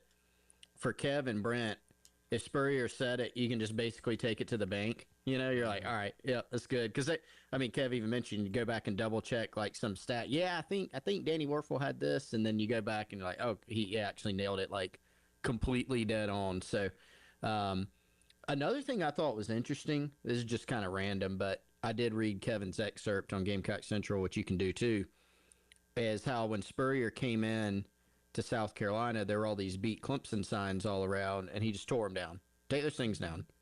We need to try to beat everybody on the schedule. And it's not like he publicly de-emphasized the game. Behind the scenes, he didn't really overemphasize it. And he, of course, ended up having a lot of success against Clemson. Remember, year 2, 2006, go to Death Valley, beat him then. And then you start that 5-year streak, beating the Tigers 5 years in a row. It's kind of more how you prepare as opposed to just what you say. So I thought that was an interesting story among many. So I can't wait to get my hands on the book either. I've already told Kev I'm ordering it. Hadn't done it yet. It's going to be ordered today. Can't wait to see it. Well, you could just buy it directly from him, like you said. Just be like, hey, Kev, that's what I'm doing. Can I get a book? That's what I'm doing. Yeah, there you go. That's the plan. Do you guys have any specific moments where Spurrier recounted something really specific from a long time ago that surprised you, I guess?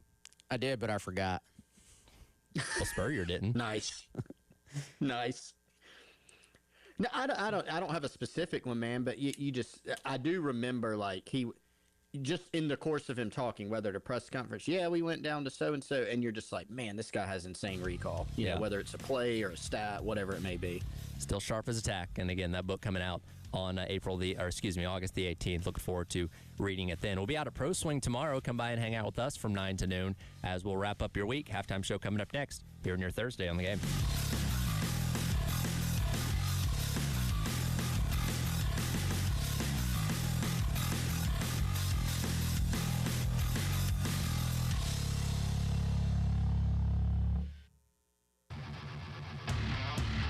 Broadcasting live from the Herndon Chevrolet studio. Herndon Chevrolet is your hometown dealer. Stop by today or shop online 24/7 at herndonchevy.com. Texting enrolls you in recurring automated marketing text messages. Consent not required to purchase. Message and data rates may apply. The team's looking good this season. I think so. Man, I miss playing football. Ever since I turned 40, I just can't find that fire I used to have. Think it could be lower testosterone? What do you mean? I was feeling the same way. After 40, the body has less testosterone, and men lose their edge. That's why I